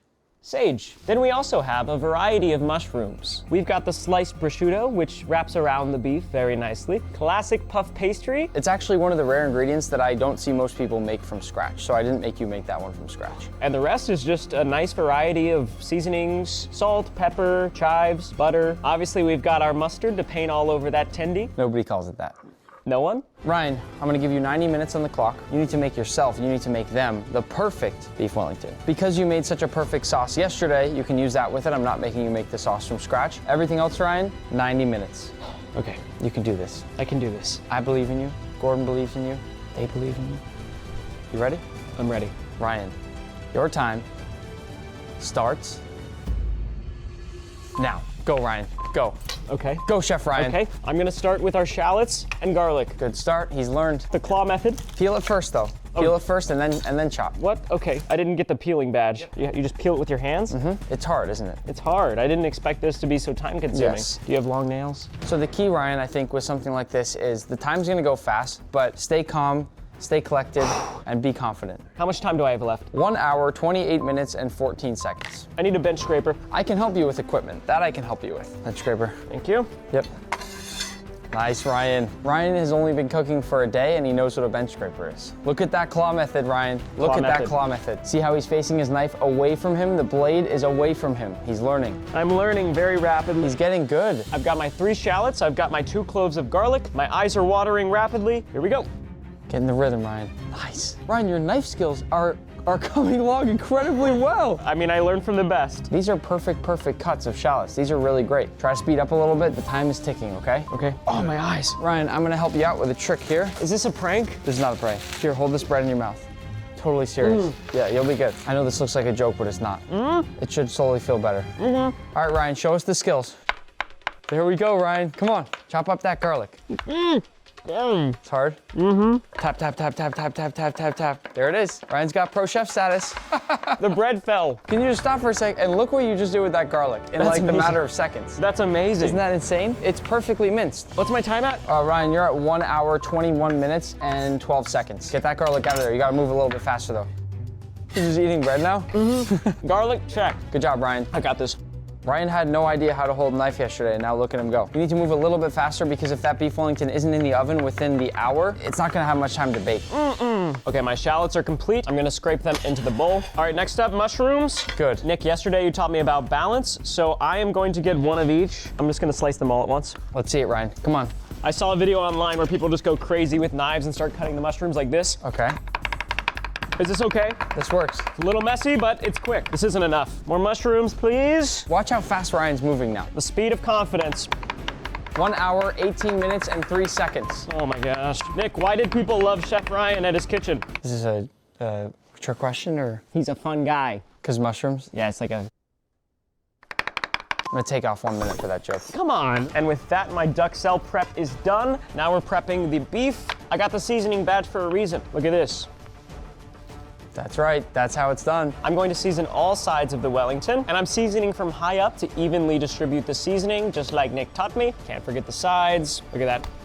Don't slap it. Don't slap it. Okay, I don't know. How did you do that? I don't know, it felt appropriate. As I learned yesterday, a good chef cannot cook without a clean workstation. I'm gonna clean this place up real quick. I'm running a professional kitchen here, guys. I can't have it being a mess. Okay, let's do this. I need a pan for the duxelle. A little bit of olive oil. I'm gonna get some butter going in the pan. Garlic going in. Just gonna keep stirring this around until the garlic is nice and aromatic. Smells amazing. And shallots going in. Nice. Oh yeah, definitely my first time making duxelle. What even is duxelle? That's crazy. Ryan has a little less than 40 minutes till he needs to get that Wellington in the oven. Same thing I did with the garlic, I'm doing with the onions, just stirring around until it's nice and aromatic. I'm just gonna keep using that word because I like it. Look at all those mushrooms going in. Nice. That's a lot of mushrooms. When we hit 1 hour, you should already be finished with that duxelle and be working on that meat. Okay, I almost forgot. I need to be seasoning as I go. Nice. Oh wow, the mushrooms are getting way softer. This is nice. Wow, it's working. I'm gonna grab potato stock. Beef stock. Yeah, it's beef stock. Need a little callback. I'm adding the beef stock to add some more moisture, make sure that we can get a better paste consistency. A little bit of red wine. Yes. Going in. Flambe! Ooh, Whoa! there it is, Ryan. It's still on fire though, is that normal? Okay, now that I've got some liquid in here, I'm going to go over to my herbs. Let's get some thyme in there. Now just some rosemary and sage. A little bit more beef stock. The duxelle's getting a little dry. He's cooking. How much time do I have? 1 hour, 3 minutes, and 22 seconds. Okay, I'm gonna put this pan over here on a low heat while I sear off my beef. We want it to be extremely hot. Yes. I'm not gonna use olive oil like I used to because it has a very low smoke point. I'm gonna use this oil instead, which is vegetable oil. Oil going in the pan. We're looking for this oil to start shimmering. I'm gonna grab some tongs. Beautiful. 1 hour, 1 minute, 37 seconds. Ryan, you're running a tiny bit behind here. You gotta speed it up just a little bit. Okay, our oil is shimmering, it's smoking. It's time. Evenly, gently, press. I think you put it in at the perfect time. I wasn't gonna tell you, I wasn't gonna help you, but great job. All right, now we're looking for a nice, even crust along the bottom. This is a big piece of meat. Oh yeah, I see a crust. Yeah? I see a crust. The real key with a Wellington is cutting it open at the end. If that doesn't go right, None of it mattered yeah. at all. I'm gonna flip it. Oh yeah. Ryan, that's an insane crust. That looks so good, I can't believe it. I don't know what's happening right now. I might have created a monster. I'm gonna start making cooking videos. Nick, how are we doing on time? 1 hour, Ryan. Come on. Okay, well I'm flipping again. He did it again. He did it again. How did he do it? That's amazing. I cannot stress enough how every steak I've made in my life, it has been great. I'm gonna peek. How are we looking? It's looking good. My beef Wellington is gonna be perfect. I gotta make Gordon proud. Okay, now we gotta get the sides, get a nice sear on the edges as well. This is amazing. Can you even tell which side I slapped? You can't. What I learned is that some of the cooking gets done here on the stovetop, but the rest of it gets done in the oven. So I just wanna make sure I cook it enough before we put it in the oven. You are approaching 51 minutes. You need to finish this up. And Ryan, have you forgotten something? I don't know. How are you gonna bake this Wellington? I need to turn on the oven. The oven's on. The Wellington's coming off, and I'm gonna hit it with mustard. It smells so good. So Ryan has a little less than 20 minutes to get this thing in the oven, or he's not gonna finish on time. Did you just get stuff all over your chef's coat? I have mustard all over my chef's coat. Ryan, if I send a picture of that to Gordon, he's gonna be furious. Are you serious? Yeah, he would This be isn't mad. normal? This is not good. Well, I didn't earn the cleanliness badge, Nick. He does have a fair point. I'm gonna neaten my workstation up, and then we are ready to roll. I'm gonna put this paper down and grab my prosciutto. Okay, I'm laying prosciutto down in rows. I want it to be perfectly even because it's gonna wrap around the beef Wellington. Oh my gosh, oh no. Don't make this be the place that you start falling apart. I know, Ryan. I thought this was gonna be so much easier. All right, you're starting to make me nervous. You didn't teach me how to lay down prosciutto, Nick. 50 minutes and 3 seconds left. This is taking so much longer than I expected. All right, that's one layer. Oh God, it's a mess. Okay. Oh no. All right. This is the finest meat on earth. Why is it so thin? This is taking longer than it took you to sear off the beef. I don't know, Nick. I don't know what to say. I'm just staying focused. I have a negative Nancy in my ear. This is crazy. Just a few fine touches. I don't want to see any gaps in the prosciutto. I'm gonna put this paper over top, and I'm gonna get a rolling pin. I'm flattening out the prosciutto. Hopefully there will be no gaps in any of the meat, so I can lay the duxelle. Let's see. Beautiful. We start laying in the duxelle very finely, very evenly. Great job. This looks fantastic. 46 minutes and 28 seconds remaining. If it's not a perfect flat layer across, then when you cut open the beef Wellington, that cross section isn't gonna look right. So it needs to be perfect all the way around. Get this beef Nice. Right there, beautiful. And I'm going to roll it very tightly, like a burrito. Oh my gosh, this is so intense. Good? I think it's good. You have 44 minutes and 33 seconds left. You might actually get this in the oven on time. Pastry time. This is for the outside of my Wellington. It's gonna wrap around the beef, and hopefully it's that golden brown I got yesterday. Flour, flour, flour. I'm getting nervous. You're getting nervous? How do you think I feel? I've never done this in my life. How much time do I have? 39 minutes and 31 seconds. Oh my goodness. Okay, I'm gonna be flipping it over very carefully, grabbing some egg wash. The egg wash is gonna coat the puff pastry. Let's coat our pastry. Man, I'm getting stressed. Now I'm gonna grab the beef Wellington. I'm gonna wrap the pastry around very carefully. Oh, I'm so nervous. I don't wanna mess up at all. Come on, Ryan. You were born for this. 36 minutes, 32 seconds. Throw it, it doesn't matter. Okay, it doesn't matter. Can I Go. throw it even farther? Okay, I don't know. Sure. Fold in the sides. Okay, fold in the sides. Make it look nice. Now I'm just gonna do my lattice really quickly. This is one of the hardest parts of the whole Wellington, is getting this nice lattice pattern, because it's very hard to roll out. There you go, Ryan. Okay. All right, I'm cutting up the sides of the lattice. Nice. Don't need the excess. Okay, and I'm just gonna trace through all the little holes with my knife. Don't want anything to be stuck together. All right. It's looking good, Ryan. So good? It's looking really good. Okay, come back, Mr. Wellington. Bring him on in. Quick, quick, quick, quick, quick. 33 minutes and 1 second remaining. Oh my gosh. Where did the time go? So you are gonna need to boost the oven up because it won't finish in time. Oh no, are you serious? Oh my gosh, it looks so cool. This is crazy, Ryan. Paint it again, salt all over, and you're good. Paint, paint, paint. Pretend you're Picasso. Okay, I've been pretending this whole time that I can cook. 30 minutes, 49 seconds. Get the salt on. I want you to get in the oven before 30 minutes. Okay. Not too much. Yep, oh, okay. Get it on the side. Not too much, not too much. Bench scraper, get it under, on here. Go, go. Get it in the oven, get it in the oven. Come on, Ryan. Okay, okay. Oh yeah, I forgot how to open it.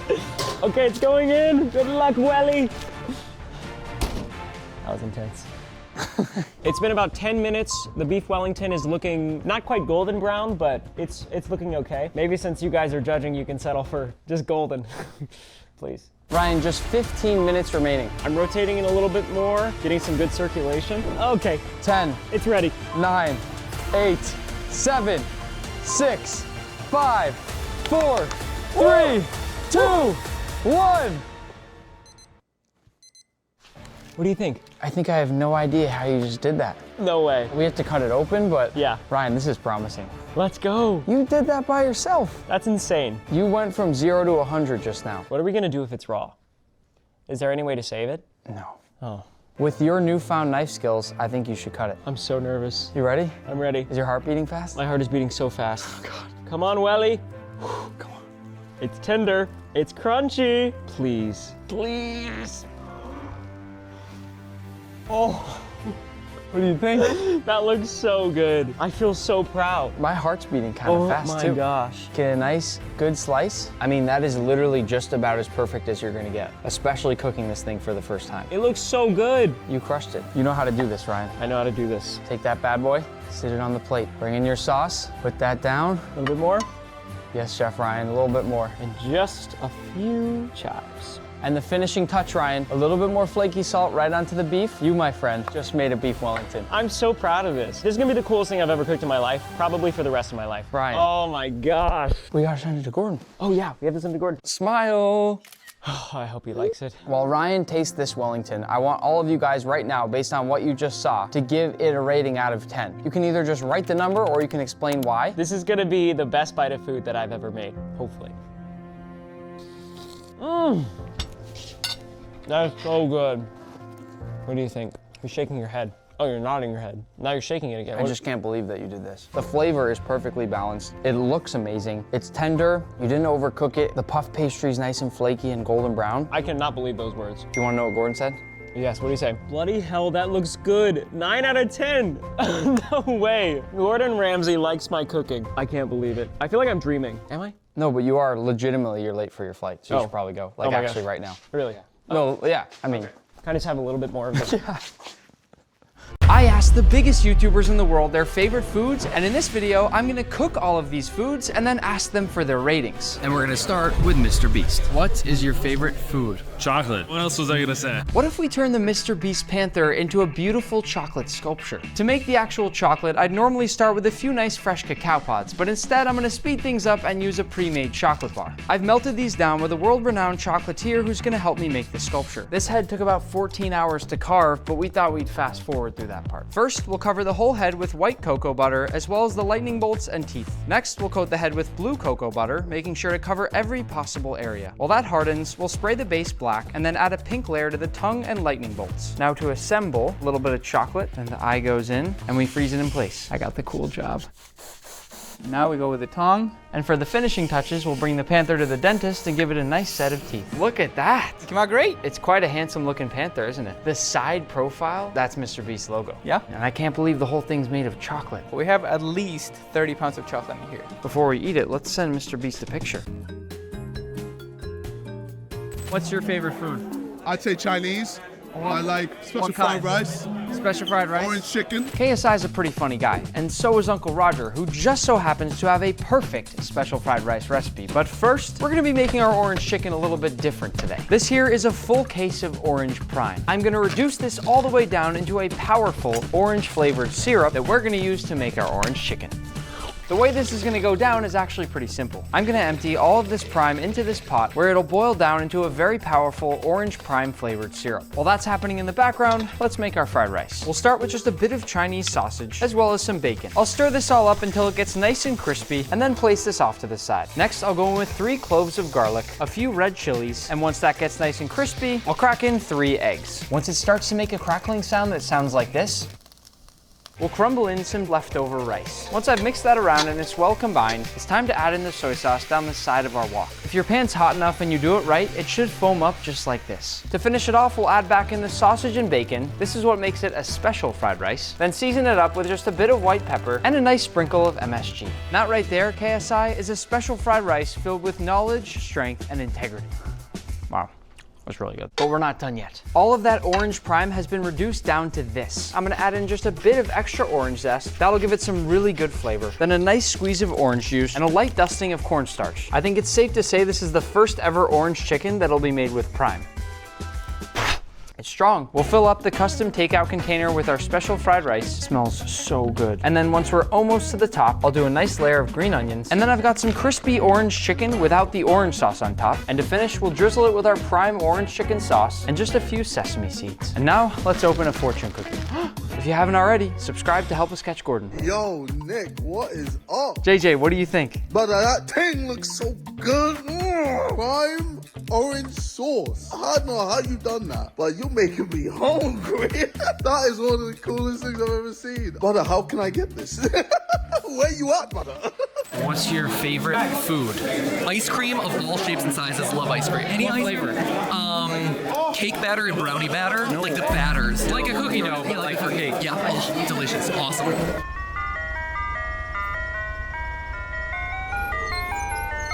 That, Pat, is all about theories. For me, this begs a very simple question. Can we bake a cake using the cake batter that we get out of cake batter ice cream? Let's try.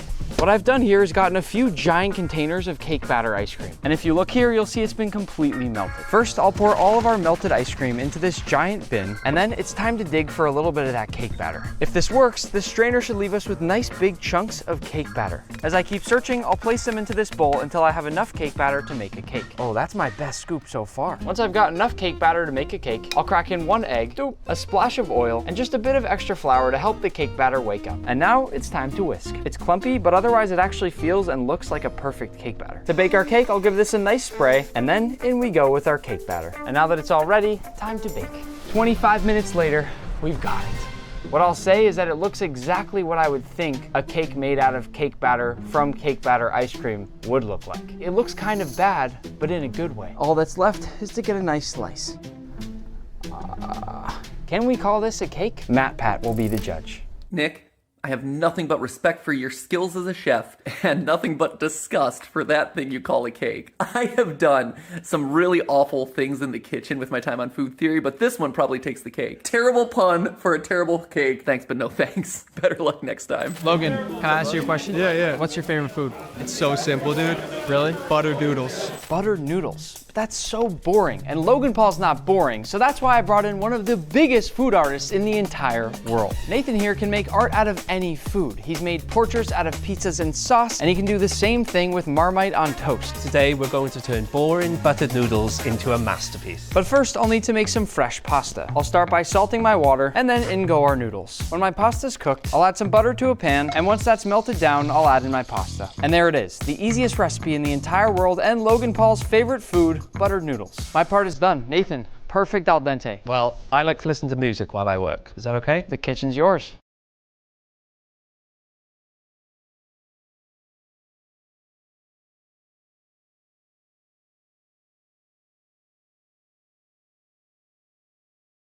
This is the finishing touch, the final strand of spaghetti. This is insane. You somehow have a way to make portraits with food that look even more realistic than a portrait that you take with a camera. That's a pretty big compliment, thank you. It was very hard not to eat the noodles whilst making it, though. Should we send a picture to Logan? Sure, please do. Nathan, Nick, I can't believe what you've done. I love buttered noodles.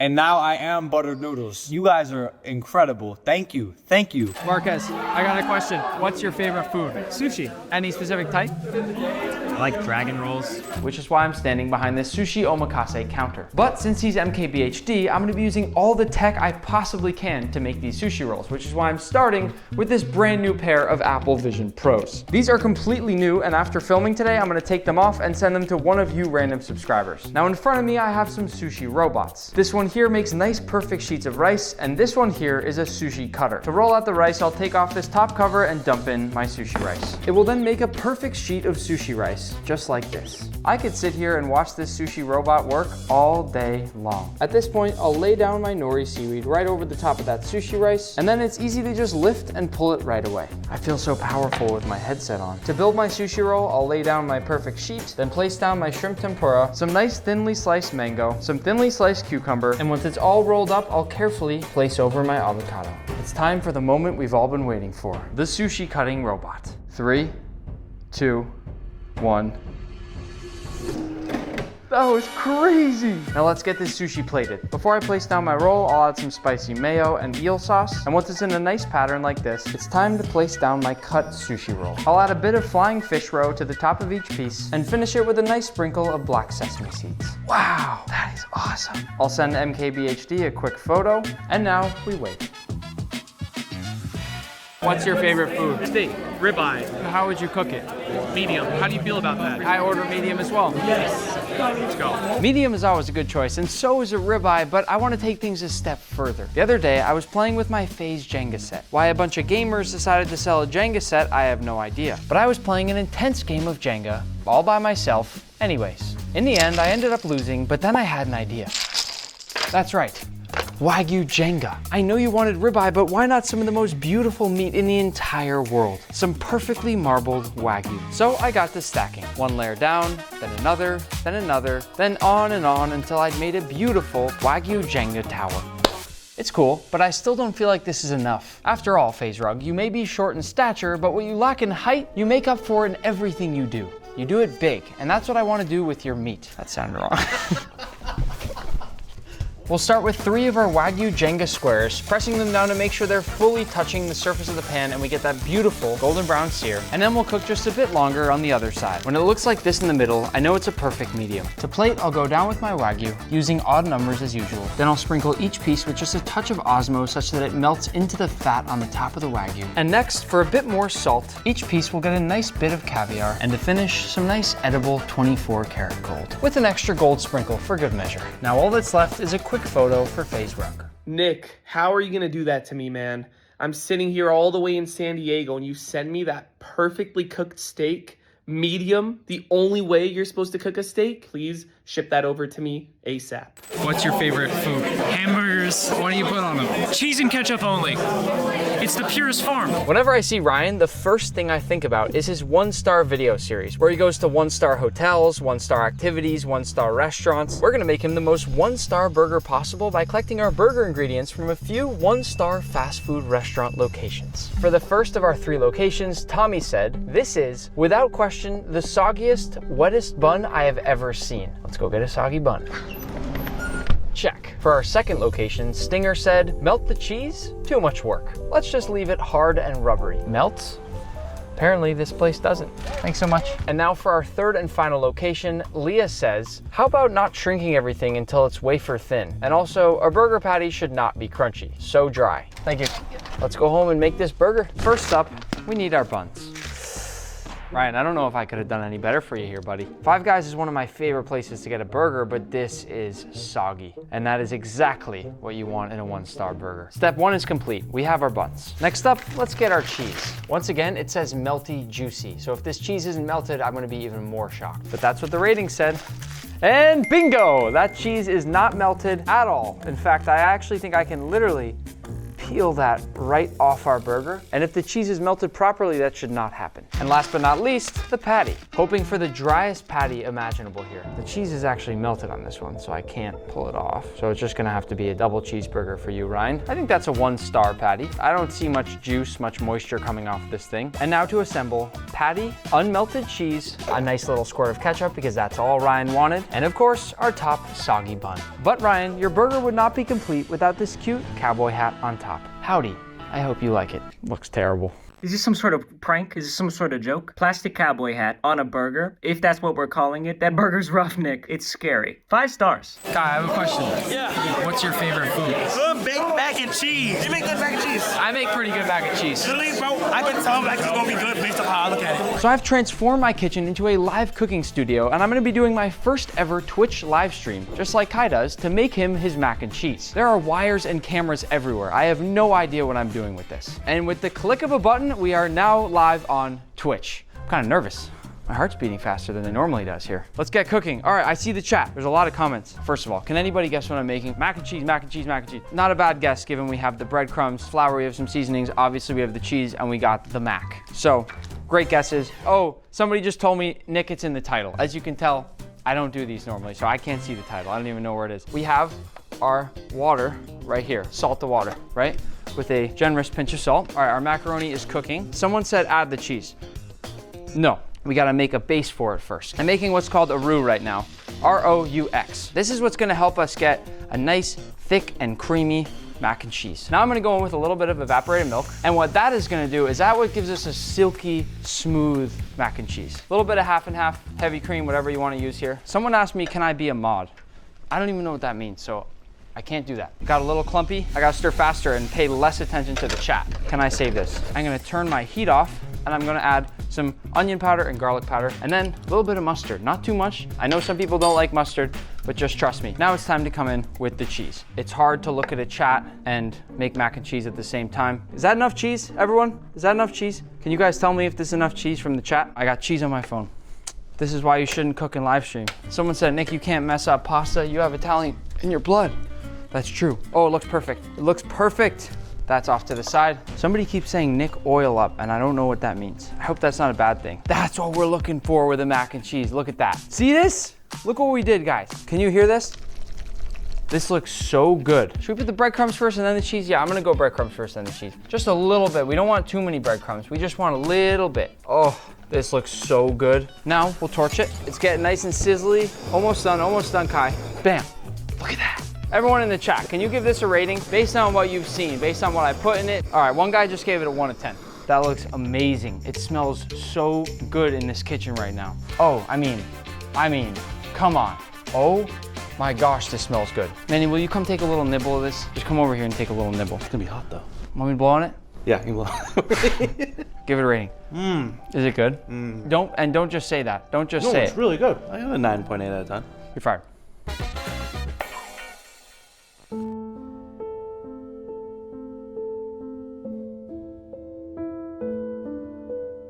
What's your favorite food? A really, really dank pizza. Any toppings? Dude, I feel like I want a buffalo chicken on there, some onions. Maybe dip it in some ranch? Oh, 100%. Every time we need a side of ranch. I'll make a pizza, but we're not just gonna make any ordinary pizza. We're gonna make your pizza, Jester, in this coal-fired oven. Oh God, and listen to that crackle. That's what we're looking for.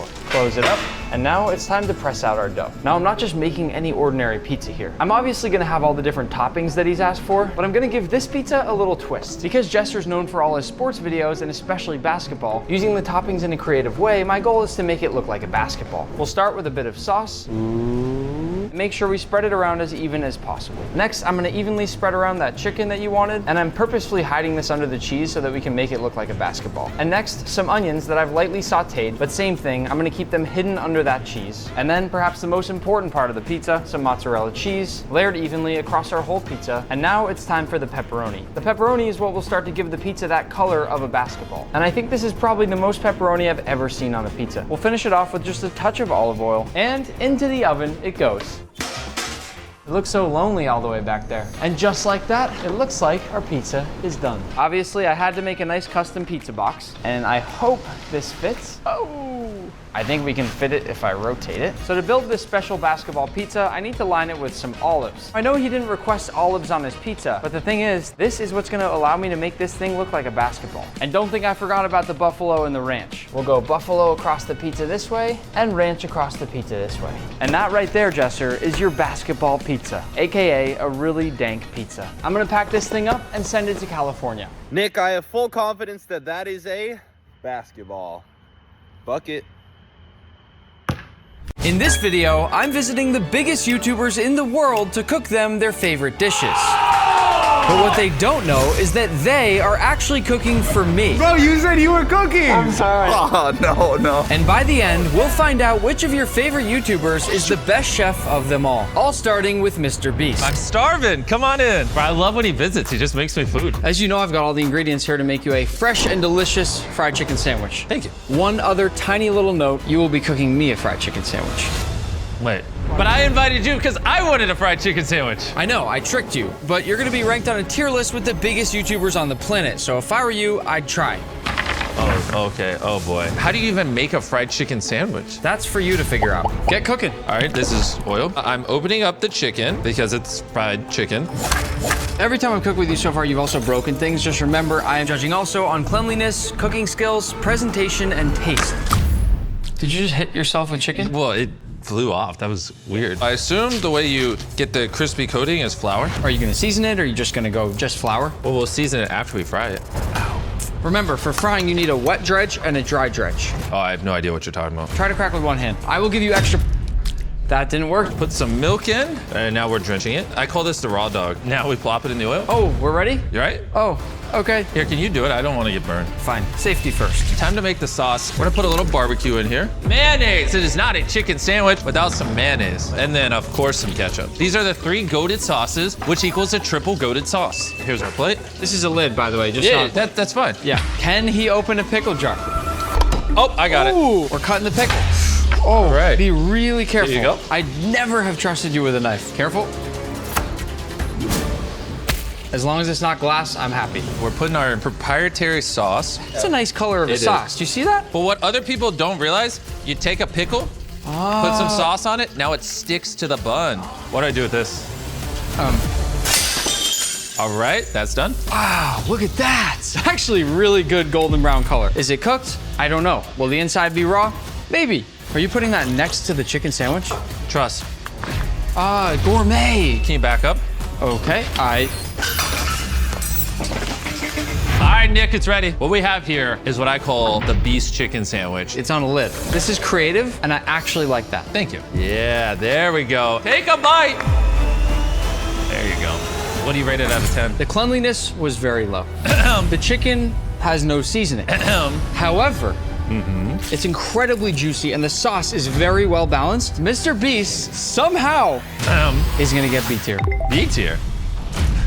Wait, why is he running away? Our next YouTuber is Ryan Trahan, who you probably know from his clever challenge and adventure video. And he's asked me to make him some cookies, but as we both know, he's the one making me cookies.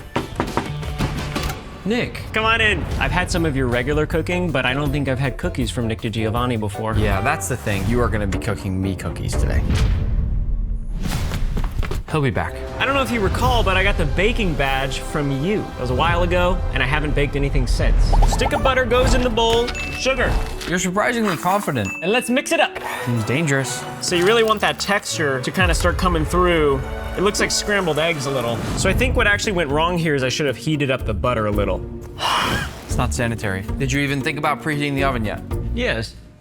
but you didn't do it though. Yeah, we're just gonna preheat the oven here to about 400. Next up, we need some vanilla. This is a vegetable, so I'm not gonna put it in my cookies. Instead, we're gonna use vanilla bean paste. And voila! Boom. For flour, you really just kind of want to get a handful. You are not measuring at all. Yes, I am. Next up, we're gonna get a little bit of baking soda, not too much. We just need enough so that they rise. Whoa. I like soda. And now I spin it up. Oh boy. Have you ever made cookies from scratch before? No, dude. This dough actually looks and smells surprisingly good. Let's scoop up a few cookies here. That is crazy how much that looks like ice cream. Maybe he can bake. And there you have 4 stellar cookies. I'm gonna add some of the new Joyride Fruity Zips just for a little splash of flavor. To be clear, you're making cookies that have a fruity candy in them. Yeah. Not chocolate. If there's anything that you've taught me, Nick, you gotta take risks to do great things in the kitchen. I think they look pretty neat. Let's throw these cookies in the oven. Can you play some epic music? For this? Yeah. What do you want to do while we wait? You an arm wrestle? 1, 2, 3. Can you cut that out? Let's check on the cookies. Voila! I present to you my homemade sugar cookies. I am not sure what to think about this. Well, that's because you haven't tried it yet. Normally I'd be upset about the top of the cookie being flat like this, but you've gotten a beautiful crust on the back. I don't think you meant to do that, but literally that was my goal. Cheers. Cheers. Just got a hint of blue raspberry. Here are the pros. The candy works really well with the cookie. They melted down really well, so they're soft, slightly warm, and they give a nice fun texture to the cookie. Visually, I love the look. The colors are nice. Even though you didn't measure, shockingly, the ratios are just about spot on. But that brings me to the cons. Oh. You put way too much baking soda in here. Oh, did I? It gives a really kind of weird, chalky mouthfeel. Your tongue starts to kind of feel a little bit weird. Yeah. There's also no salt. Because of the lack of salt is very one-dimensional. Given some of the fatal errors you made, I'm gonna put Ryan Trahan at C tier. Respectfully, Nick, you gotta go. Get out of my house. Okay. C tier's crazy. Our next YouTuber is Eric, who you probably know for his insane prank videos. And he's requested fish tacos, but since he likes to prank everybody, I have an extra little prank in here for him. And you're here. Welcome to my kitchen. I've never used this actually in my entire life, I'm gonna be honest with you. Maybe you can teach me how to cook tacos, but also how to use my everything. Why tacos? My absolute favorite fast food place, a lot of people know, is Taco Bell. I just assumed, since you're like the chef guy, you're gonna make that but better, right? You're almost right. Unfortunately, I'm pranking you. You're cooking for me and I'm gonna give you a grade. It's not a very good prank. Since you requested fish tacos. Oh, I can already smell it. Oh, what the freak? Ew, dude. I can't do this. Good luck. Oh, no. Oh my gosh. Okay, here we go. So we're just gonna cut the head off. Oh! Not good. Trust me, this is the way this is supposed to go. Oh, watch your fingers. Okay. This isn't bad. Look, you're getting a filet. Guys, let me know how I did on my first filet of all time. I think it's probably an A. Now you gotta get all the meat off. Is this enough fish for tacos, you think? Let's cut up some tomatoes. My thought here is to make some sort of salsa. Next, we're gonna go for the cabbage. Not bad knife skills. This is okay. Red onions. Delicious in a taco. I don't know how to cook. He's cutting it in such a way that you actually can't tell anymore what's skin, what's onion. So I'll have a really nice surprise later when I bite into that taco. If there even is a taco. Mango. It's going in the salsa. See, I like that. Throwing a little sweetness in there. Yep. One more thing, the avocado. Seems about how he would cut an avocado. Mix this around. Pretty oniony. Just kidding, it's perfect. Now I'm going to cook the fish. Is that a question? There's like some like hard barbs in here. Is that chill vibes? That's the bones of the fish. Is it fun? You're not gonna judge this based off of my cooking skills though. It's off of taste, right? Eric, I'm serious. This is not good. Osmo Coastal Catch. I picked this up myself. I actually love this stuff. I'm not even gonna lie. A little salt? I have absolutely no idea how to use one knob on this. All right, see if he knows how to turn the stove on. Which one? What are you doing? How else would I possibly do this? Olive oil. Listen for the sizzle. Good. I'm gonna try to earn some points back here. Check this out. Here we go.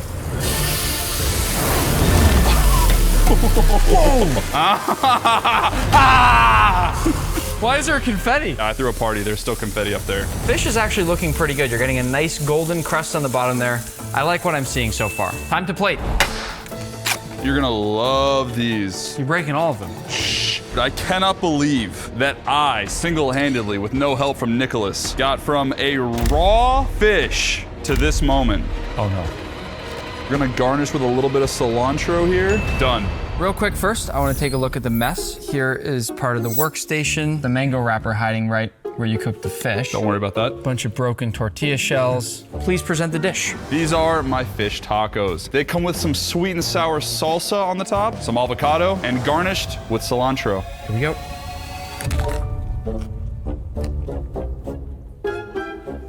I'll be right back. No, come on. No way. Try one. Oh. He just spit it out. In the taco, I had one fish scale, a couple pieces of onion skin. I don't know if anyone noticed, but he didn't wash his hands before we started cooking. So for that, as much as it pains me to do this, give me a good grade. Give me a good grade. Because I really do love this guy. Eric is going straight to F tier.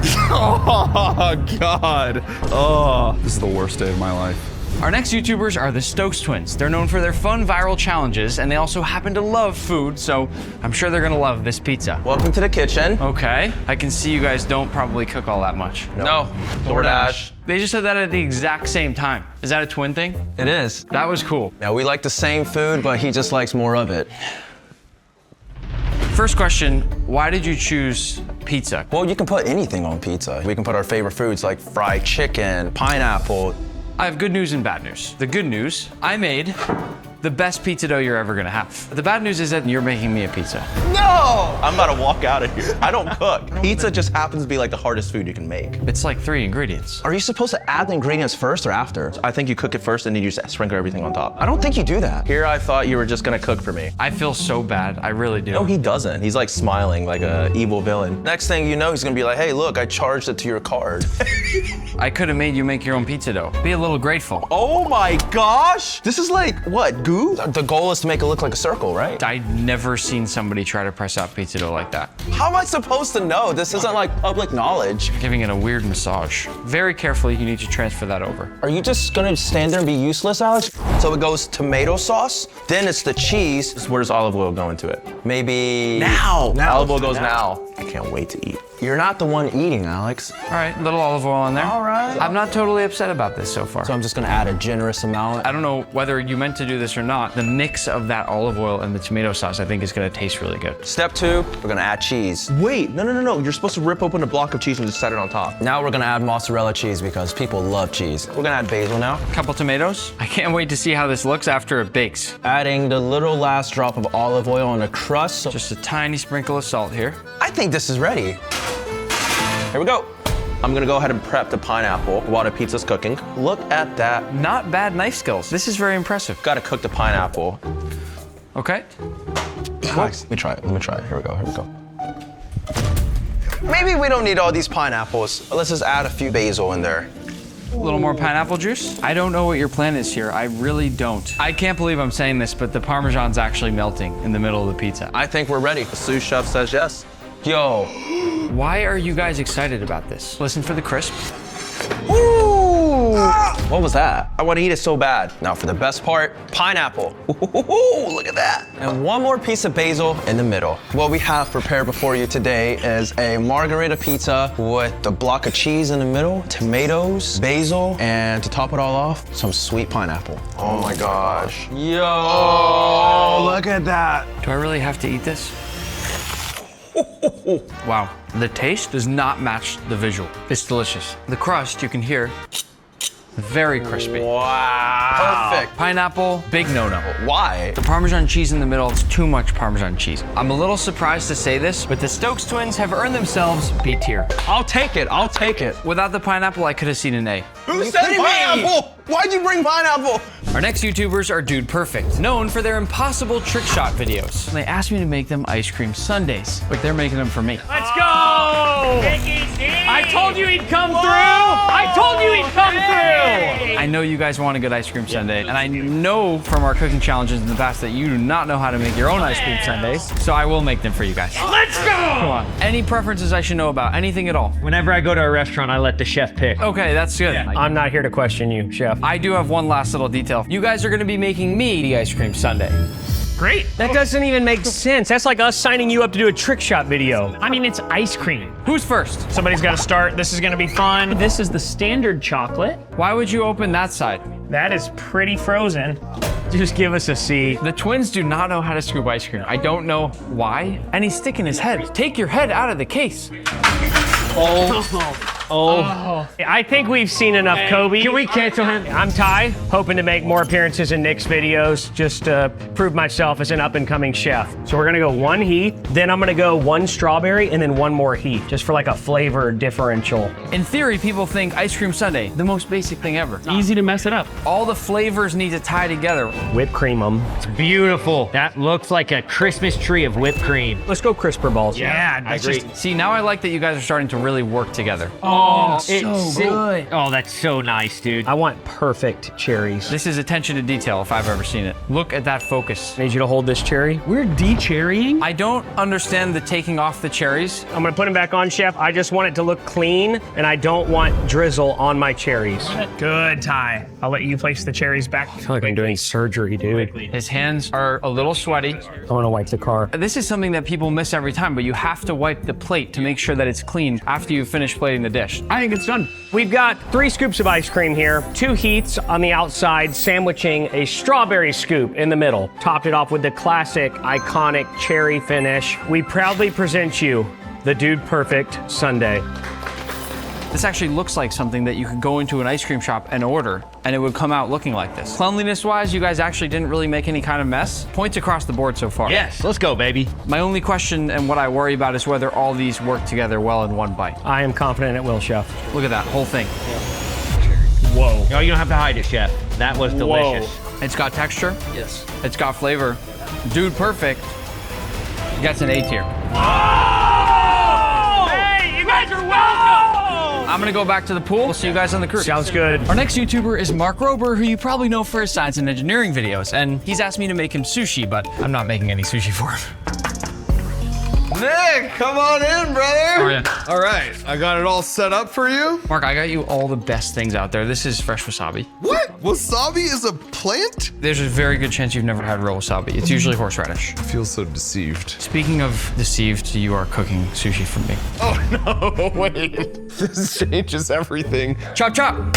Okay, I'm gonna start by making the rice because that's gonna take the longest. You kind of eyeball it. You wanna put some water in here. I am, by the way, judging also on clean workstation and just general speed. I think we want a little rice seasoning. We got rice vinegar and a little sesame seed is something we don't want to put in here, and about that much. The final touch is a pinch of sugar, and now it's ready to go in the suihunki. Rice is cooking. Next up, unsheathe the giant knife. Shing! The toppings. We're gonna start with the green onions. Look at the knife work though. I mean, not bad, really good, actually. Honestly, I learned this from you. Next up, we're gonna cut some cucumber, long ways. It's probably all we'll need. Next, we're doing avocado. Wow, oh my God. That's probably gonna be enough avocado. Put that there. I've got some bell peppers here. I'm gonna cut these longitudinally. That means lengthwise. I will tell you right away, looking at this here, this already knocks you away from getting an S. You will not get an S. You never said it was based on how clean my workstation is. Play the clip. I am, by the way, judging also on clean workstation. Good clean up. Yes, chef. Am I back to S tier? Nope. What? And what we got here is some tuna, salmon, and some yellowtail. Nice. The fish needs to be cut in like a strip like that. Because Nick won't tell me which his favorite fish is, I'm gonna make a triple blend. Now I'm gonna, oh gosh, literally rip through every piece. Your rice is done. Ah, okay. Just in time. Woo! Oh, this is good sticky rice. You make like a thin layer. You just want a little bit, otherwise it gets too thick. We have our triple blend right there. Now we're gonna add the veggies, the avocado, a dab of the spicy mayo. Now, this is the point where you regret you didn't already make the whole thing on top of this. Oh boy. Oh boy. This is the easy part. You just roll it up. Okay, this is a big moment. Huge moment right here. Oh. You kind of just squeeze it. Get the seal. Now, Nick, you owe me an apology. Cut through, love it. Gonna add the garnish and the soy sauce. I'm adding some salmon eggs, also known as caviar, Not caviar. and a little bit in the sauce. Unconventional, but that's okay. This is my triple decker super smash salmon sushi roll. The most interesting part about the sushi I see here, Mark, is that every piece looks totally different. That's the mark of a good piece of sushi. You can see that he cut it to the right length, but it's not fully connected. Take a little dip. I'm gonna join you. Cheers. Cheers. I don't want to influence the judge, but I mean, that's an S tier piece of sushi if I've ever ate one. Did I say that out loud? I have good news and I have bad news. Oh no. The good news is that his knife skills are noticeably so much better than when I was teaching him last time, and he seems like he's an overall better cook. All right, give me the bad news. The bad news is that Mark Rober is gonna get D tier. D tier? D tier is in I probably should have just ordered DoorDash. Our next YouTuber is Fede. He is the biggest YouTuber in Mexico with over 70 million subscribers, and guess what he asked me to make him? Lasagna. Here we go. Beautiful setup here you got. Thank you so much. Why did we pick lasagna? I love Italian food, so the lasagna is gonna be awesome, right? Well, that's a good question. You're cooking the lasagna. It's a joke, right? So this is pasta, right? Do you cook at all? No, I have a chef in my house. Because you don't cook and because you chose a very difficult dish, I will be very impressed if you even get a D tier. Wow, this is so difficult. You haven't even done anything. First, I'm making the sauce. Oregano, Italian seasoning. Got basil? It's actually not off to a bad start. Garlic. Where'd you learn this? I have a friend, he's in MasterChef. He taught me this. Salt is really important. I hate food without salt. I think I never used one of these before. Can opener? It's like this. This can't be real. I'm sorry, guys. This is like really futuristic. Futuristic. I'm pouring this because I think otherwise he's gonna splash both of us. Be careful. Do you have like a little machine? A machine to cut the onion faster. Yeah, that. Believe it or not, these are some of the best knife skills I've seen any YouTuber have so far. Okay, the sauce is ready to cook. Now it's time to cook the beef. We need protein. Little olive oil, fire it up. Now we put the beef. Your sauce is looking pretty good, actually. I'm gonna pour the sauce into the beef. Wow, looks amazing. I'm gonna put this here. I'm ready for the pasta. Okay. Salt.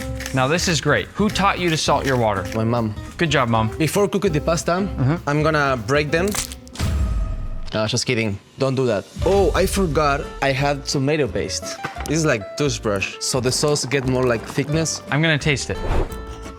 It's missing something, but I'm not gonna tell you what. Salt, more salt. The water is ready. Now it's time to put the pasta. Do you wanna play football while we wait? You have football? Uruguay versus USA. Oh, what a block. Ooh. I won. I think the pasta is burning. Get in there.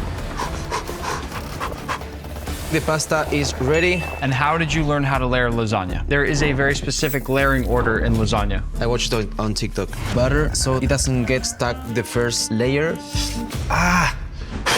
Now we need the sauce. This is the first time it's looking a lot like lasagna. This is good. Mozzarella, Parmesan cheese, ricotta cheese. Building flavor with different types of cheese. Mozzarella is mild, so it gives you that gooey, stretchy cheese. Ricotta is really creamy and milky, so it's gonna melt down into the lasagna and give you that beautiful, creamy texture. And then the Parmesan cheese is salty and much more umami, so it's gonna give you all that flavor. Who doesn't like cheese? It's the last layer. Here we go. It's time to put the lasagna in the oven.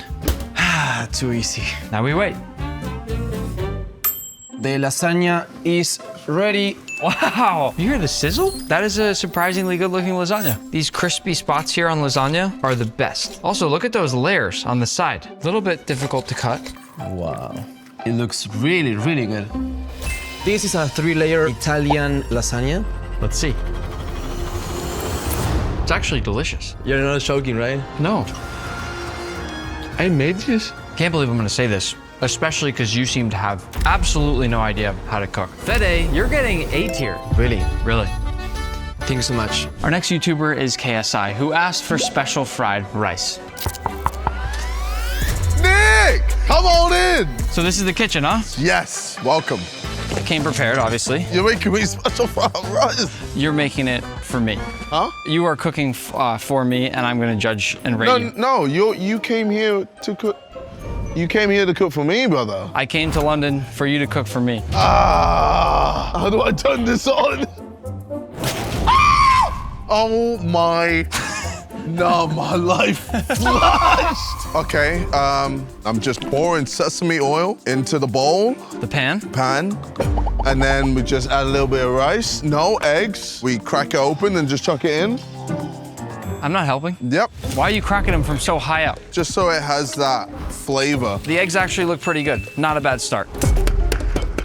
Okay. Chuck it in. I'm not gonna tell you. Yep. Meat's already going in, okay. Prawns? Ooh. I mean, these are already cut up. Yeah, that's easy. Alrighty, I've never seen anyone do this order, but that's okay. Is this bacon? Maybe a bit more bacon. Okay. Maybe don't forget to season. Let me add a bit of this Nick salt. Better than... Did I put that in your eye? I'm sorry. Oh, yeah. Oh, okay. Oh. Whoa, I'm feeling myself. I'm cooking up a storm here. What is this? Soy sauce. Soy sauce. Yes. Oh, that's a lot of soy sauce. Nah, it's fine. Oh, it smells delightful. Rice time. Look at that. Yeah. Do I look like a natural?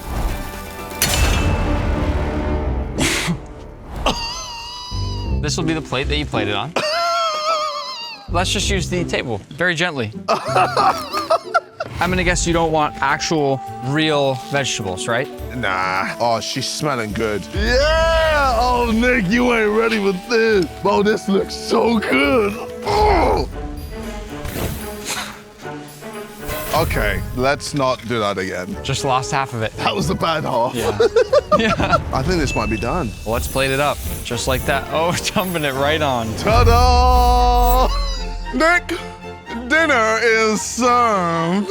Visually, I actually like the plate. Yeah, it's different. Why are you talking like that? I don't know. I could smell. Oh, something is off for sure. Delightful. It's actually all right. The best word to describe the dish is confusing. I'm not sure how to feel. I think that's good. Some bites are good. Some bites are horrible. But yet, it's not the worst fried rice I've ever had. That sounds like a success. I think KSI deserves C tier. Yes! It's not a fail. Pleasure doing business with you. Our next YouTuber is ZHC. You've probably seen him for these crazy art videos. And he thinks I'm making him carbonara, but as you all know, he's gonna make it himself. Hey! Hey, Nick. Good to see you. Good to see you too. Welcome to the kitchen. The kitchen. Beautiful kitchen. As you may or may not know with carbonara, there's only a couple ingredients. One more little twist, you're gonna be cooking for me. Wait, I thought you were cooking for me. Surprise. Oh my goodness. The only thing I've cooked in like the last 5 years was maybe ramen. Can I get some help from my wife? She's allowed to be in here the whole time with us and can tell you everything, but you have to actually physically do it. Okay. Michelle, come on. I'm so Michelle, excited. come in. Have you made carbonara? Not like this. I'm stepping back. Zach, go get the pot. Okay, I see 3 pots. You prefer tap water or like bottled water? Just use the tap water. Wait, I should probably wash my hands. Zachary, grab paper towel. What? I don't where. Oh my gosh, this is your house. Just grab the salt. You gotta salt it to taste like the ocean. Taste it. Now boil it. Oh, nice, good job. Ooh. So the next step is to crisp up the guanciale. Oh my goodness, this looks terrifying. Go grab a pan. Are you gonna show me how to use this or something? Okay, why are you wearing the mittens? So my fingers don't get burned. How many times do you think he's cooked in his life? Well, in the last 5 years, probably once. The oil's popping. I actually like how sanitary he's being. I'm very comfortable knowing that whatever I'm about to eat is gonna at least be nice and clean. Grab 2 eggs, crack in half. Use the eggshells to kind of... Oh, there goes an egg. Okay, okay, you know next what? one. Try again. I got it. Done. Good job! This must be really fun for you, huh? So much fun. Grate the cheese. Estimate like half a cup. Michelle even knows some measurements here. The question is it actually going to work? More cheese, more cheese. That looks like a big mountain of cheese. Now time to clean up the counter. You might be the cleanest cook I've ever met. Excuse me? And very polite. Thank you, sir. Golden brown? Golden brown. How do you do this all the time? That's good, that's good. All right, get the pasta. Pasta. All right, here we go. Big moment. Might want to stand back. Okay. Ah! pasta is in a big clump right now. You're gonna break it apart? Yeah, let's grab a strainer. That's not big enough. Bigger? Yep, there it Extend, is. yeah. Whoever invented that needs a raise. With this. Look, I see Gordon Ramsay go like that. Michelle, I'm really, really impressed. What about me? Okay, now grab some pasta water. You're gonna strain the pasta. Wait, one thing at a time. I'm trying not to get burned. Just don't drop it. You're bare feet right now. Not wearing any shoes or anything. Good job. You're done. Open your eyes. Open your eyes. You're done. That was so scary. Put this in there. No, put this in there. Oh, careful your hand. I almost have burned you. This is no big deal. It's okay. Pour a little bit of pasta water as you're whisking that. Do you like my carbonara eggy? Is this hot? No. Grab it! They say half the taste is in the look, so we gotta present it like Okay. a Michelin star dish. This is where your artistry is coming into play, huh? I've watched enough of your videos to know that we need some cheese over the top, black pepper, top it off with an egg. This is my gorgeous pasta carbonara. I would say already visually it's a 9 out of 10. Oh! I'm gonna break the yolk. Oh, that looks amazing. This is the moment of truth right here. It's really good. I'm not normally going in for second bites in this video either, as you can imagine. I think I'm putting ZHC in S tier. It's so good! I would like to thank my mom and my dad, my beautiful wife, for showing me how to cook carbonara. Carbonara. Maybe I should put it to an A tier. No! Our next YouTuber is Jesser, known for his creative basketball videos. And he requested steak and french fries. I think he's gonna be a really bad cook. Nick! Yo. You made it! This is how you know Nick's a real friend. A chef of his level, imagine how much it would cost to have them come in your house and make your favorite meal. Why steak frites? Steak, so delicious. And then french fries, who doesn't love french fries? One important thing I should tell you, you are actually cooking for me, and I'm giving you a rating. No, I don't want to do that. No, I don't. Wait, you're not gonna cook? Bro, you said you were cooking! I'm sorry. Oh, dude, I've never like made french fries. I'm gonna cut it into like these things first, and then I'm gonna cut it into fry shape. Cool, not a bad start. I almost feel like I should double the ingredients. I still want a meal. Like, I didn't eat lunch today, guys, okay? I'm hungry. What kind of steak is this? New York prime rib beef strip. Seasoning is most important, and I like to keep it simple. Salt, pepper. What is that form? Hold on for a second. Whenever I see somebody season like this, bad sign. What is wrong with that? The pepper is essential. This pepper thing is low-key buns, barely coming out. Add a little truffle as well. There's the technique. Nah. Uh-oh. That never happened. Smashing the garlic to open it up a little bit. Oh. I'm gonna throw the butter in. This is how you start your steaks every time? Yeah, butter. Got it. I feel like I put too much butter. Let's put these bad boys in there, and now let's put the steak in. The herbs are going in now. Yes. And the steak's going right in there. We're not even letting the butter melt fully. We're just going right in. Yeah. That's great. Alexa, set a 2.5-minute timer. You seriously? Yes. This is what you do when you cook a steak? You yell to Alexa to set you a timer? Yeah, if I don't have my phone That's on me. crazy. Oh. Alexa, stop. Okay, now we're basting the steak. Wow! And you don't think the butter's burnt at all? I didn't know you could like burn butter like that. Let's look at the other side. That looks delicious. Let it sit until we finish the french fries. Wow, you know how to rest the herbs on top. This ain't amateur hour at my house. Now, put those bad boys in. Alexa, set a timer for 4 minutes. Ow! While we let these fries cook, let's go outside to your basketball court. You hit a 3-point shot on the first try. I'll rank you 1 above whatever score I would give you. Say less. You know what time it is? All right, here we go. Oh, no! Fries should be about done. I think these look good. Let's see. Here we go. That sounded amazing. Fries on the side. Okay. Make a little tower. You weren't gonna wash your hands after the basketball, though?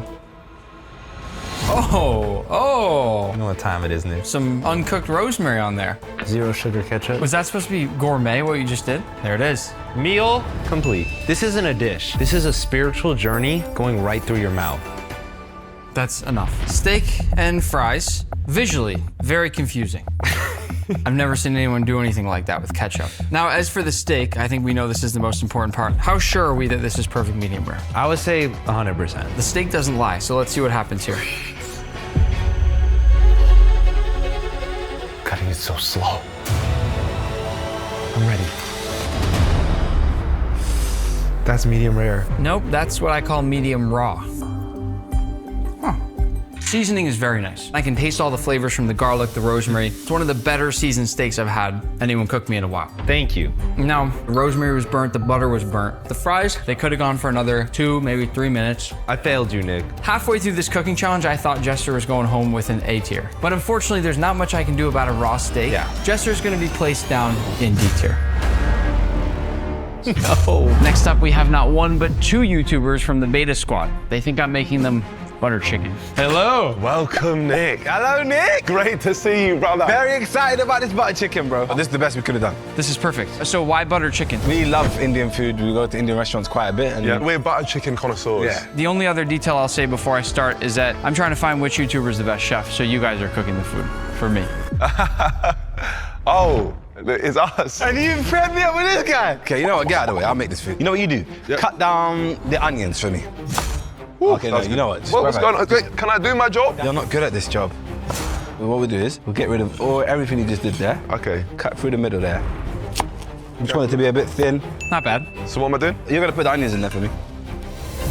Maybe wait, but it's fine. Right now, as you can see, just cutting up the thighs. I just want it to be a nice sizes where you can have good bites out of them. You see, this is my boy. That's what he does. He holds it, because I need it. Hold it, yeah? Are you gonna turn that on or you just gotta let it sit? I was just gonna let it simmer for a second. There we go, perfect. Oh, that's not on? Not on. Ignite, I see. There it is. So now that the onions are simmering, what we're going to do is flip them. Put some salt on here, just a little bit. Wow. Okay. You were okay with this form of that? Not really, but I just, what can I do, brother? How would you do salt? Yeah, see, that's how I used to do it. Okay, now put the other things in there. This garam masala is one of the most important things for a butter chicken. Did you put turmeric in already? No, I haven't done that yet. I was about to, but you stole that from me. What about the chicken? Already, the smell. Put some cumin in there. Come in. No, not cumin, cumin. Bit more. Just keep going until I stop. That's fine, that's enough. So the marinade is very important. What you want to do is you want to get the yogurt to put it onto the chicken and then use the same spices as the onions to marinate the chicken. Yep, there you go. Get into it a little bit, yeah? Chunks, you see this? I don't want to make them too soft. Okay. Watch your hands, yeah? Have you burned me here, yeah? Now we need to put the heat up because we're going to start cooking the chicken down. You can smell the aromas. Best smelling kitchen of this video so far. Getting some very nice golden brown color on the outside of the chicken here, which is great. I think what I'm going to do is put this in. As you can see, we have a mixture. There's some garam masala, some tomato, cashew nuts. Got like 5 minutes left just to cook down, and then I think we should do a little. No. What you want in an Indian dish like this is you want the fat to start separating. And you can see that's already happening here. The sauce is beautifully creamy. The color is really nice. I'm actually impressed. Is it done? No, Nick. When it comes to art, it takes time. Oh, Nico, man. Let me cook. Let him cook. Yeah? There we go. That's good, though. Is That's it going to better. be too creamy? That's not too much cream, is it? It was. Start prepping the rice. No, don't do it. No. Sorry. Start prepping the rice, I said. Oh my gosh. What are you doing? Oh, whoops. That's too much rice. Presentation is key. Make sure you don't get it on the table. Now, wait, Nick, wait. Bon appetit.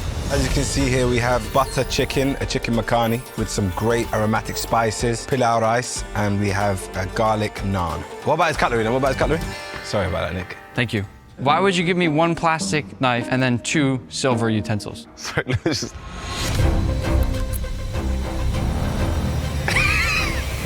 It's very good.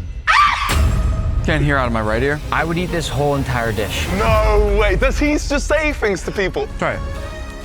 We are the real deal. This is, and I'm not just saying this to make them feel good, a restaurant quality Indian dish. And even though the rice is a little overcooked, I'm gonna put Beta Squad in A tier. Oh my God.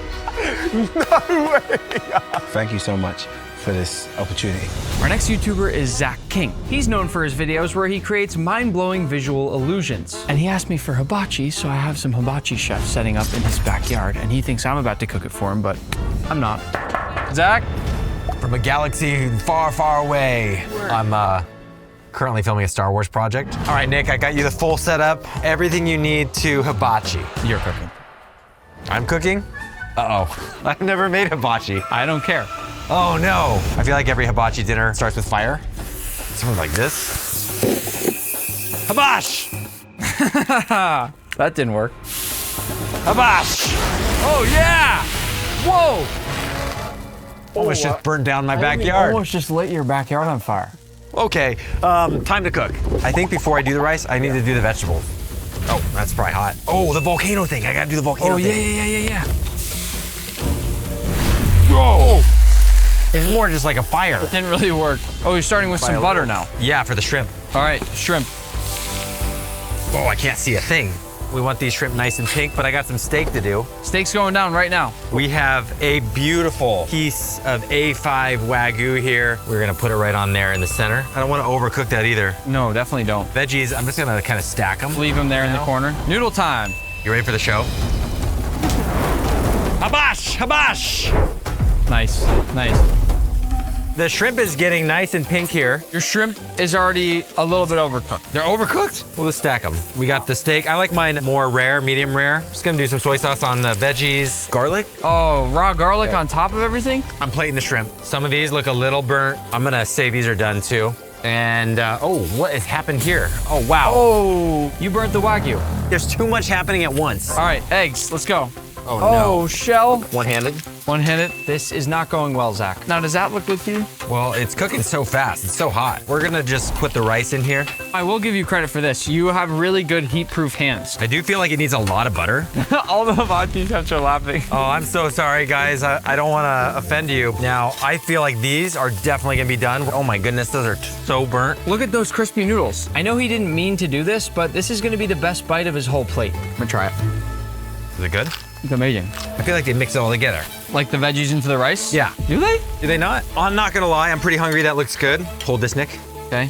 I brought something just in case. I don't know, you always have tricks up your sleeve, so I have a trick. The sriracha, Osmo. Okay. There you go. Let it influence you in no way. Got it. This is my home-cooked, first time ever hibachi dish. We've got fried rice, chow mein, shrimp, and A5 Wagyu. The first thing we have to do, of course, is cut into this steak here. See if it's cooked perfectly. Okay. It's a bit raw. Let me put it back on the grill for you here. I think I gotta get everything. Gotta get a little bit Don't of you think? everything. Yep. I'm taking a huge bite here. Okay. Okay? That's not good. What was that? Why are you laughing? I love the crispy noodles, even if you didn't mean to make those. Those are very, very good. Fried rice is good. You got nice char in the vegetables. The cons, there's eggshell in the fried rice. Oh, man. The shrimp are way, way overcooked. And your workstation wasn't the neatest. Normally, I'd give this a very hard C tier, but because of your outfit, I'm gonna bump Zach King up to a B tier. Oh, thank you. Let's go. Good job. Our next YouTuber is Preston. You've probably seen him making all kinds of gaming and challenge videos on YouTube, and he requested ramen. Dude, I'm so excited to try this ramen. This is where the magic happens. Oh, you got the top ramen, dude. Before cooking one other thing, you're cooking me the ramen. No, it was a trap. It was a trap. Do I at least get you to be like my guider? No. I might end up being the worst. Normally, if I was making ramen, this is all I would need. There's a whole lot of extra ingredients. I'm gonna turn the burner on. Is this wireless? It's got like Wi-Fi or what? It's gonna be tough to make ramen without knowing how to turn on a stove. I can figure this out. All right, what about knives? Do I get knives? Well, it's your kitchen. Let me find a knife. Let me find a knife. I'm gonna find some knives over here. How did you do that? Should have known that. We're gonna start by boiling some water. That I do know how to do. We are putting our noodles in. We chop some onions here. Just don't wash them, we'll just chop them. You're cutting them a little on the thick side, but it could be worse. I think they've kind of been boiling for a pretty good amount of time. I'm gonna lower the heat here. I'm putting in my first little bit of seasoning. I know you're more of a vanilla guy, so I'm gonna start a little bit light and I'm gonna taste the broth. Oh, it's got a little bit of a kick to it, actually. But that's actually really fire. Which one was that? I think that was the Samyang ramen. A little bit of miso for some good luck. Not what it's for. I'm thinking that maybe I'm gonna need some of this. I'm gonna saute it. At least I think that's the correct word. So we're gonna take this saucepan over here, which is a little bit wet. I like that you're getting creative and frying in chili oil. I've never prepared one of these things before, so I'm just gonna kind of tear it. Oh, that's dirty. We're respectful in this house. Notice the ramen is still cooking. I would love a timer on the screen for how long this ramen's been cooking. We're all about the efficiency on our cooking. Is this supposed to smoke like that? Watch this flip. Mayday. The chili oil is... It's getting like in the throat. Put that in there. We're gonna give it a little bit of lime zest. Presentation's not looking good yet, but we can flip that and we can make sure that the bok choy is on top. I'll make sure to rotate that one so the dirt's not facing upwards. Now I'm gonna add some fried garlic. We're gonna go with the whole egg over in here. Interesting choice. Nick's got a big mouth. He can fit that whole thing. Then we have the bamboo shoots, which I love these. I just have to figure out how to open it. Yeah, there we go, buddy. You don't have a can opener? Oh, we can pluck one out now with the chopsticks. There it is. Boom. We're just gonna go for the one. One bamboo shoot. Green onion garnish. Now we're gonna go with some nori. It's almost like the mustache of the ramen bowl. Oh, you got it, dude. Do you know what I'm wearing right now? You're wearing Naruto socks right now, and we took out the Naruto fish cake. It smells awful. It smells horrible. Oh gosh, it does. I think it's a pretty thin slice. And then one right over here, just for the... Oh no, you just spilled uncooked Don't look ramen. at that. Well, it's a little bit of a crunch feature. Laying the mushrooms down. Finally, some sriracha. Sorry? Big moment here. S-U-B, sub. Now presenting the spiciest, most amazing subscribe ramen. For everybody watching, subscribe to Nick's channel. I thought I would get a little bit of brownie points if I did the sub plug. Smart. The first thing I'm confused about is the entire unpeeled egg. More of like the decoration. Second, these Naruto fish cakes are cut 3 times too thick. The ramen, I'm worried, is gonna be very overcooked. I'm gonna guess this has been cooking for around 20 minutes longer than it should have been. These noodles are some of the most overcooked ramen noodles. That's got a good smell. It's actually very well balanced, surprisingly. I know you didn't mean to do that, but it's pretty well balanced. I gotta take into account how messy this whole area is here. This is awful. But your broth was very tasty, with everything taken into consideration. Preston is getting C tier. Hey! Are you happy with that? Yes, I am. 70% is all you need to pass. Our next YouTuber is FaZe Rug, known for his gaming, challenge, and family videos. And he's requested dumplings. Yo. Nick, welcome. Thank you for coming. I am so excited for these dumplings. I know. Why dumplings though? Because I love them. Well, that's good, because you're making me dumplings. Huh? Like me? By myself? I got you the really viral dumpling roller. Yes, I've seen that on TikTok.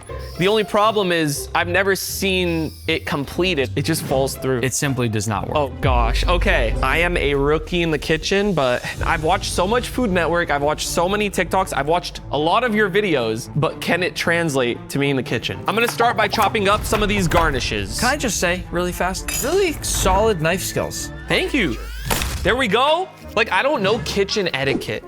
You know what I mean? Throw it wherever. I think we gotta chop these up into like small pieces. Should I back up? You should back up, yeah. Cool.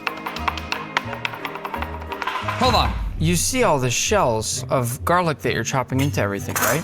But you like the shell of garlic from what I did my research on you. Nope. That should be good right there. So we're gonna work on the cabbage now, along with some green onions.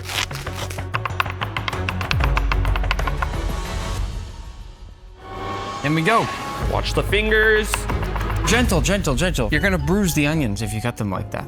You can bruise onions? And you didn't wash them, right, or anything? I thought they came washed. Throw it in the bowl. Next is the pork. There goes the pork. I like that sizzle. Oh shoot, why is it sticking to the bottom? Bro, this is a disaster. We're gonna start with some white pepper. You know, I'm gonna tell you this right now, okay? This is the first time I've seen anybody cook their pork before making the dumpling filling. Oh yeah, I do things in reverse sometimes. No, it's not like that though. Yeah, no, this is the Rug way. Get some soy sauce. It'll help to open the top. Oh yeah, probably. That smells really good. Don't you like the smell of that? It smells amazing. Smells good. We're gonna add vinegar. It's time for the fun part. Grab the dumpling wrapper and use the device. And we are gonna wet the inside. We're gonna take a decent amount. We don't wanna overfill it because then it won't fold. Moment of truth, I've always wanted to do this. Oh my gosh. Is it stuck? Wait. Oh. Stop it. Stop. Oh! Yo, we did it. That's kind of insane. Let's see if we can go 2 for 2. Let's get that ginger in there too. Here we go. No! We rejected it! One way or another. Yo, that's actually not bad. Your steamer's ready. Whoa. Ooh, okay. All right, let's make a few more maybe. Couple more, yeah. It's time to put the dumplings in the steamer. Close it up, and we let them steam for about 2.5 minutes. I think they're done. Wow. Dude, look at how shiny and moist they look. I'm just gonna go on with a little bit of chili oil. Okay. Ooh, that looks good. Now to finish, some green onions. It's a little messy, but as for the taste, let's see. Oh my gosh.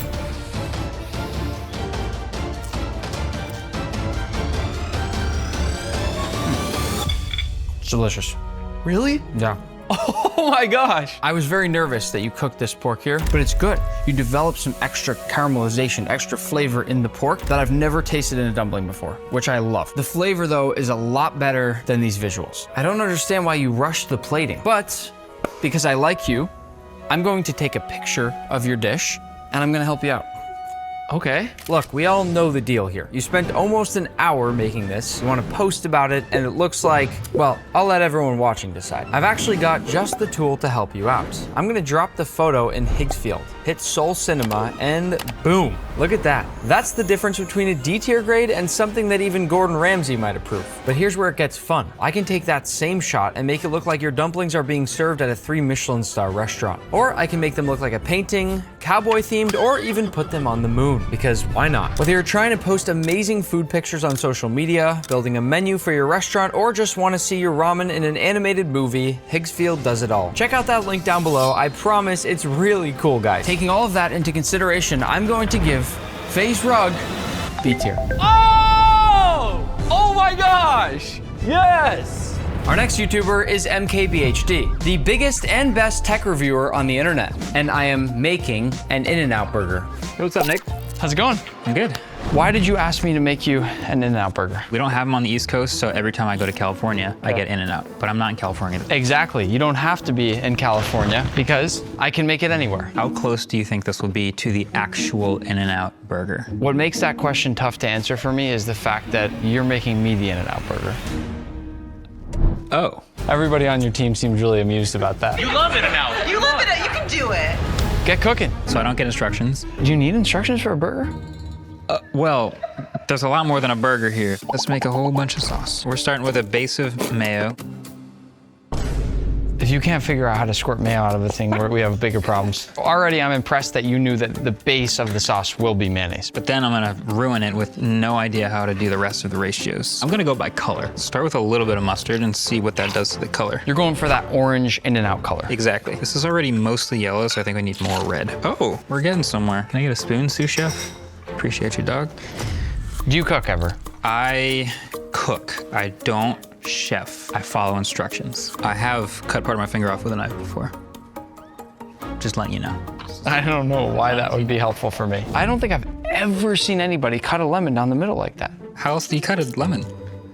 That's not far off. I'm starting to get optimistic here. Let's see if you can figure out a pepper grinder. Oh, it's a grinder. I didn't realize. I'm glad you said that. I'm really happy with where we are with the sauce. I'm gonna cut some tomato slices. You're cooking with really great precision so far. How I edit videos, man. Let's get some lettuce. The technique you're using when you hold stuff is bad. The result of it is good. Hey, so do you want your onion like raw, like just the rings, or do you want like chopped caramelized? Let's go caramelized. I was hoping you wouldn't ask that. Okay. Watch your finger. Oh. Yep. Every time he's close to the finger.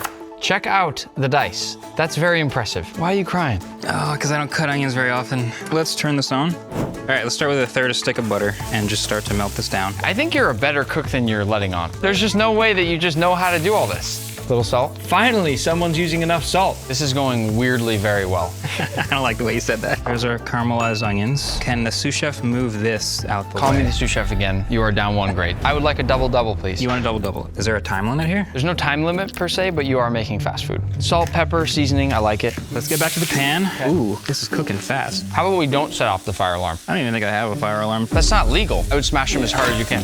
Did you just break the spatula? Watch his next video be a tech review on this spatula.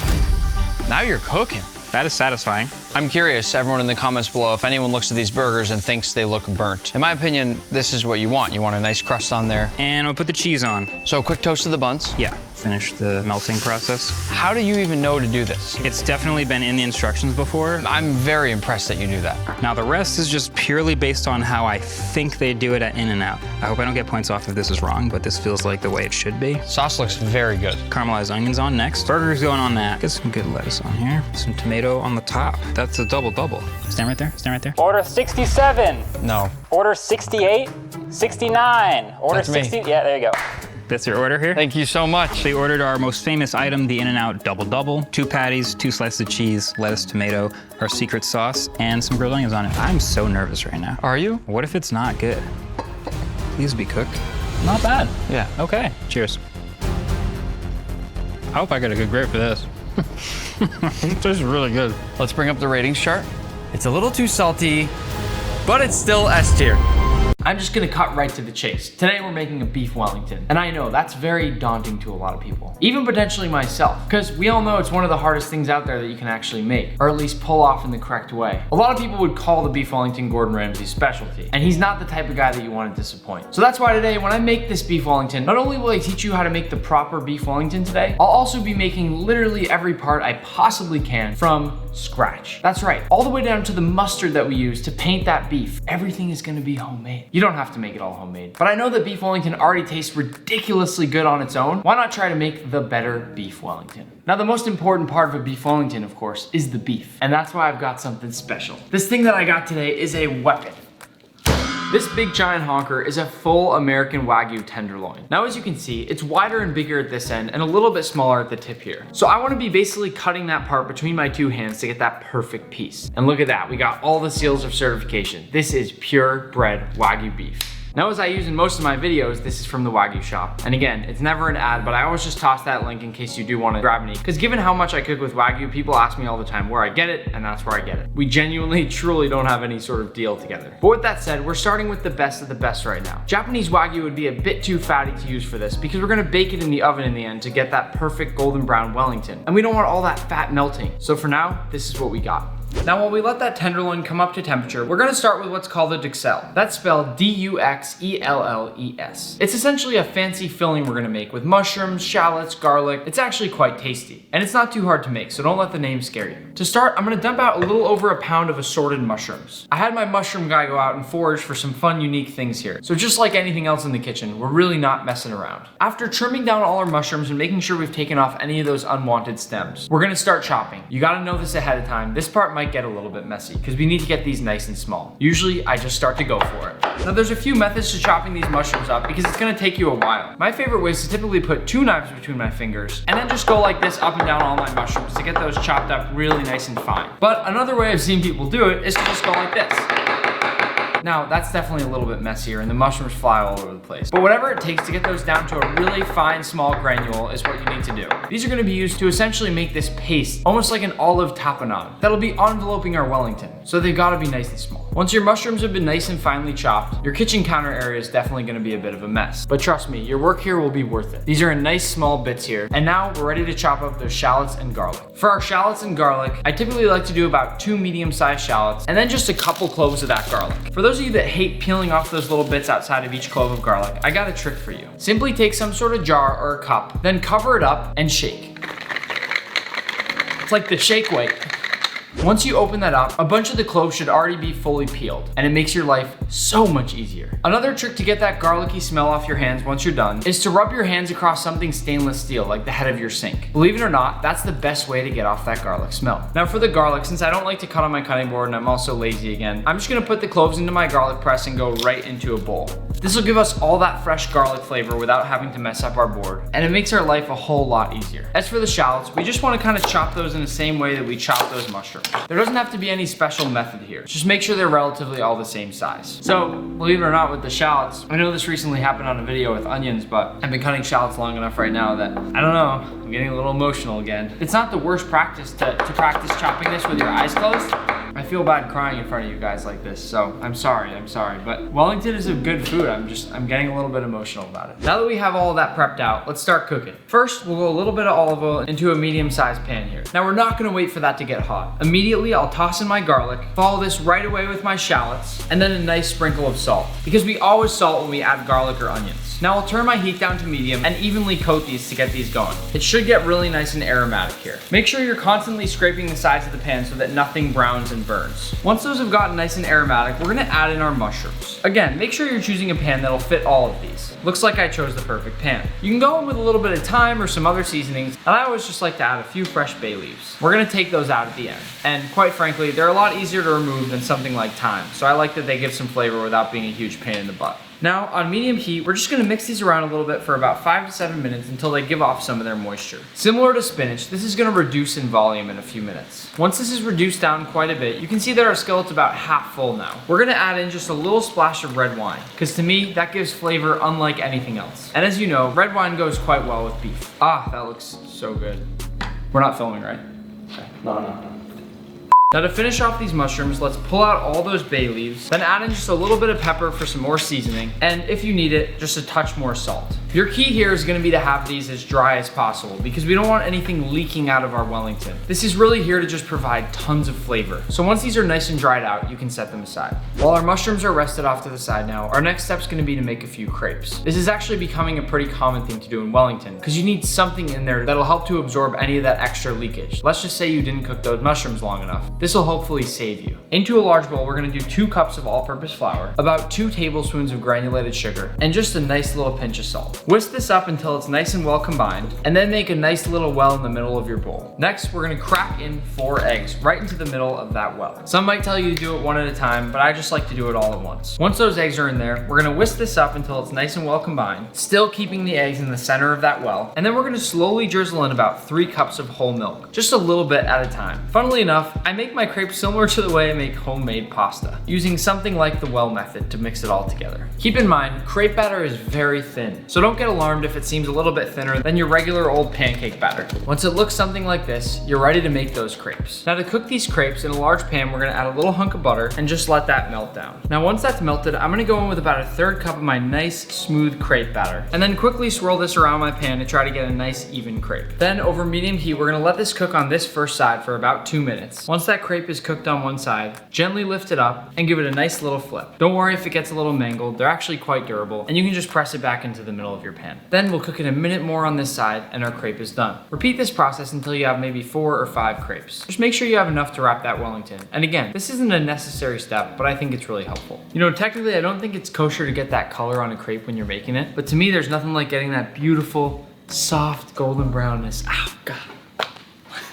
Now for the last step before we finally work with that big fat tenderloin, we're gonna make our own mustard. Because with a beef Wellington, you're gonna rub some Dijon mustard right onto that beef itself. Now, this is 1 of 2 things in this video that I did make ahead of time. But don't worry, I'm not just saying it's homemade, it really is. Right here I have some yellow and brown mustard seeds. Last night, I essentially combined these with some white vinegar, some white wine, a little allspice, salt, white pepper, and onion. That pretty much sits overnight in my fridge, and what I have now can be blended down just a bit more to make a really nice Dijon that can be more easily spread onto my Wellington. Homemade mustard is really, really tasty. But again, this wasn't an easy thing to do ahead of time. So I made it ahead now, and now I'm just gonna pulse it up so you can see what this turns into.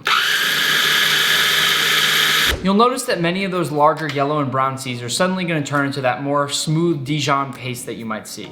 Once I'm at this point here, I'm pretty happy because you can see a lot of yellow there and this is ready to be spread. I still want some of those small mustard seeds in there just to get that texture. But as far as I'm concerned, we're ready to go. So let's bring out that tenderloin.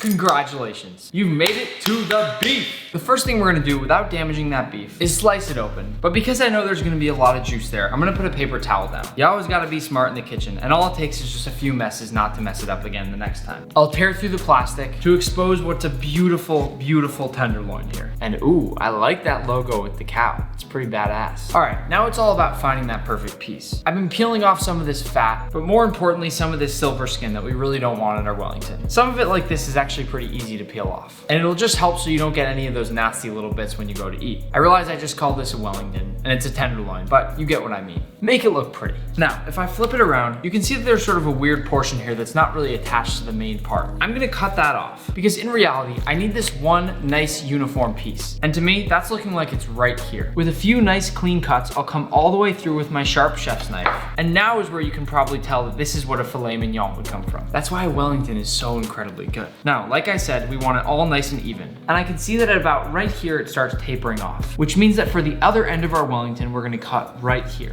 Now, I know we have a little piece of silver skin off here, so I'll do my best to get a little bit of that off. Because again, this is a luxury cut of meat. And more importantly, what we're making is a really luxury dish. So we don't want people having to battle through this tough silver skin to try to eat a really nice soft piece of Wellington. Now, isn't it great that we've just trimmed down that whole large piece into this beautiful, perfectly shaped piece that we're gonna put in our Wellington? As you can see on the sides here, this is a perfect piece of beef. Like I said, if I cut this into 2 or maybe 3 pieces here, that'd be 3 portions of filet mignon. But here we're leaving the whole piece intact and making that beautiful large Wellington that we can cut into and open up for you to see. Now, this is gonna get cooked twice throughout this process. First, we're gonna sear it off. And before we do that, we wanna season it with just a little bit of salt, or I should say a lot bit of salt, making sure we get all around the entire thing, including the bottom. And then I'll also hit it with a nice little serving of fresh cracked pepper, which again, is just providing even more flavor and is a key part of just seasoning all along the way. Once you've rolled that around in its seasonings a little bit, this beautiful hunk of meat is ready to sear off.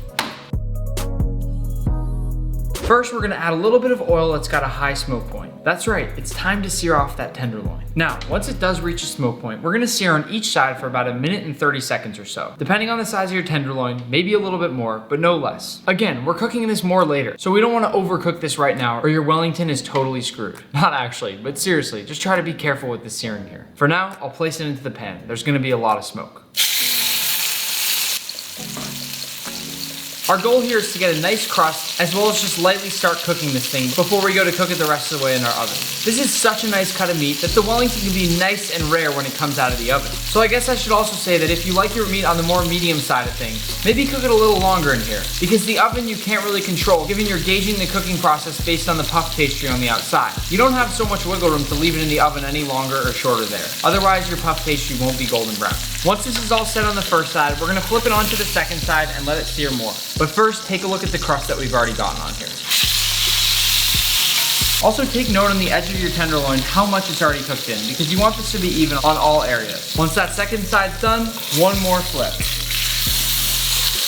Again, about 1 minute and 30 seconds on this last side here. Then all we have to do is kiss those ends, and this thing's ready to go. There's gonna be a lot of smoke at this point, and I already know I'm gonna set off the fire alarm in my building. But now, kiss both ends of that Wellington. I'd say only about 30 seconds or so on each side. And once that's done, we're gonna take it off the heat immediately. Look, standing by itself. Now right away, with your Wellington sitting on a paper towel to catch any of those extra juices that might flow out, we're gonna paint the entire thing in our homemade Dijon mustard. I know most of you are probably gonna buy the mustard, and I'm not gonna judge you for that, I promise. After all, if you're daring to make homemade beef Wellington, you're already a pro and fearless in my book. But my point here is to get a nice Dijon mustard. You've already spent your money on that nice tenderloin, you've bottled the other ingredients, so why skimp and use some crappy mustard? It just doesn't make any sense. When coating this, make sure you really paint the entire thing. Similar to the salt and pepper, you want to cover all sides of the Wellington to get that flavor. Whenever we're cooking, we're all about maximizing that flavor. I'll roll this thing over and get that last side of our Wellington. Usually you'll pretty quickly pick out what's going to be the bottom of your Wellington. And because this is the part of my Wellington that seems to be splitting the most, I'm going to use this as the bottom just so we can keep the nicest shape possible here. Once you've given it that full Dijon mustard treatment, we can assemble our Wellington.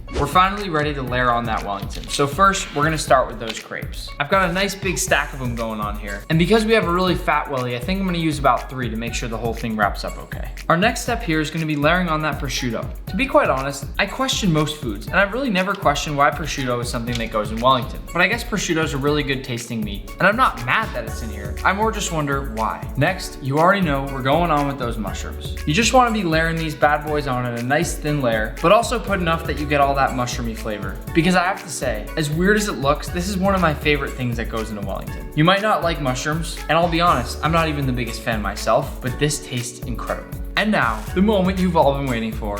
Down we go with that Wellington. Keep that thing as tight as you can. As we come up under those crepes and begin to roll, make sure you really are bringing this in as tight as you possibly can here. The final Wellington's just gonna look so much better if everything's nice and tucked in. Now I'm gonna come in with my ridiculously large saran wrap, or plastic wrap, whatever you wanna call it. And that's when we tuck our Wellington into a nice little sausage, rolling it up again and keeping it as tight as possible in the process. I'll do the same thing again with my plastic wrap, really rolling up that Wellington, but more importantly, getting some nice tails on there, just so that I can cinch up those edges and make it really nice and tight in here. This right here is the stage where our Wellington goes to sleep for a little while. It's basically that step just before we cook it, where we wanna give it a chance to firm up a little bit again, and get into that nice oval shape that we want when we cut into it. Now that it's nice and wrapped up, we'll place this in the refrigerator for about 45 minutes until it's firmed up. Now we want a really nice sauce with our Wellington. To me, that's an extremely important part, because yes, your Wellington's gonna be juicy, but you want some nice sauce there. Who doesn't? First, I'm gonna go in with a little bit of butter. Let that melt down, maybe even brown a little bit just for that extra flavor. Then come in with some thyme. It's gonna crackle a lot, but I like to put this in first to really let the butter zap that flavor out of there. Once this has cooked down just a little bit, I'm gonna add in some shallots. Again, those give such good flavor for a stock like this, so I wanna work those into this somehow. Saute these up just for a little bit, not necessarily browning them, but really just getting out that flavor. And once that's nice and hot, we'll go in with a little bit of red wine. And once that wine's in there, we flambe. Now I'm gonna toss in my homemade bone stock. I have been saving things for about 3 months, all in my freezer. Onion peels, extra onion bits, and all the peels from the onions, carrots, celery, anything that's going bad, red peppers, whatever. Check out this jiggle. I let this stock go for about 9 hours overnight, and it is jiggly as can be, which means there's a ton of collagen in there from all the bones. Now first, this will be quite satisfying. I'm gonna peel it right out of my bowl.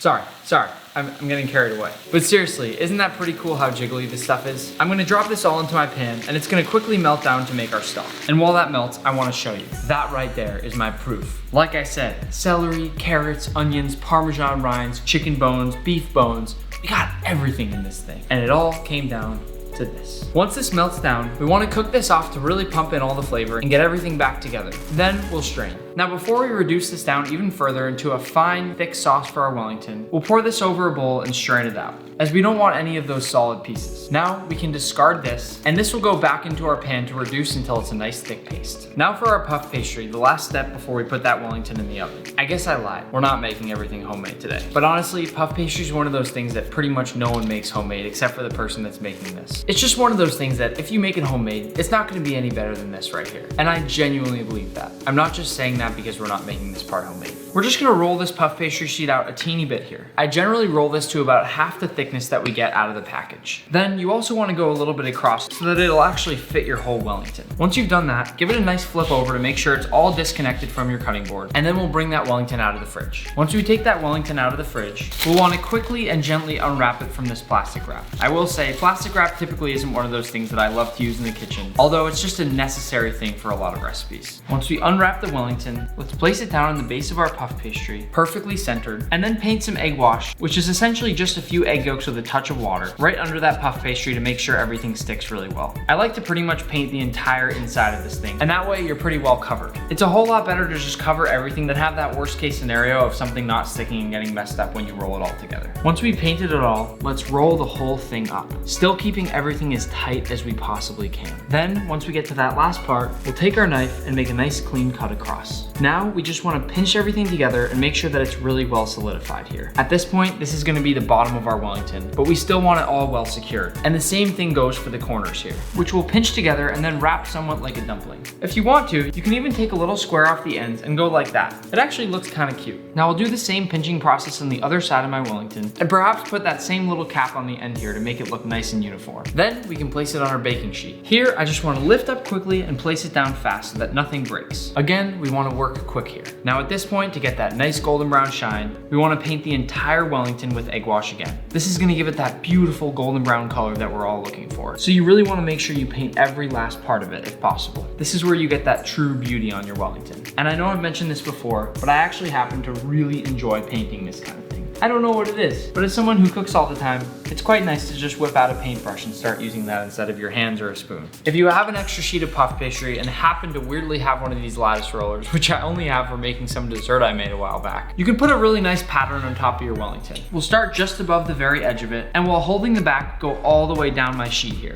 Then, with my knife, I'll trim all the way down this puff pastry, going gently down both sides here. This will leave me with a beautiful lattice pattern that I can place over the top of my Wellington. I'll bring the tray back into frame here, and now once we've spaced it out and have that perfect lattice pattern, we'll lay this perfectly over our Wellington, pressing it lightly and tucking it around to make sure we get that perfect pattern all the way across. Once it's fully tucked in, we'll take a small knife and trim everything to make sure that it fits right. Again, this is definitely not a necessary step, but we've come this far that why not make it perfect? Once we've fully tucked in our whole Wellington, we're gonna hit the whole thing once again with a little bit more of that egg wash, making sure this is all pressed down and secured, and also making sure that all that lattice pattern also gets the golden brown color. And then there's only one more thing to do before it goes in the oven. Can you guess what it is? I'll give you just a quick second here while I paint it to think about it. If you haven't figured it out already, just think seasoning. That's right, just a teeny bit of salt right over the top of the Wellington here, maybe hitting the sides as well to make sure that everything is covered in just a last little bit of salt. And then we bake it. I can't tell you how excited I am to say those words. Wow, we're taking flaky salt to the next level with this stuff. At this point, I'm gonna put this in a 415-degree Fahrenheit oven, and honestly, I can't really give you a strict time here. You've worked all this time on it, so after about maybe 8 minutes or so, start watching really carefully to pull it out when it's nice and golden brown. Guess I'll see you in a few minutes.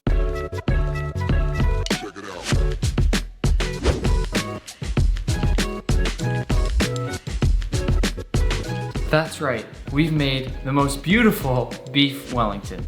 B-roll. But as they say, it's what's on the inside that counts. This may look gorgeous on the outside, but if our meat on the inside isn't cooked to perfection, then I will not be happy. Gordon won't be happy. Nobody will be happy. So let's dive in.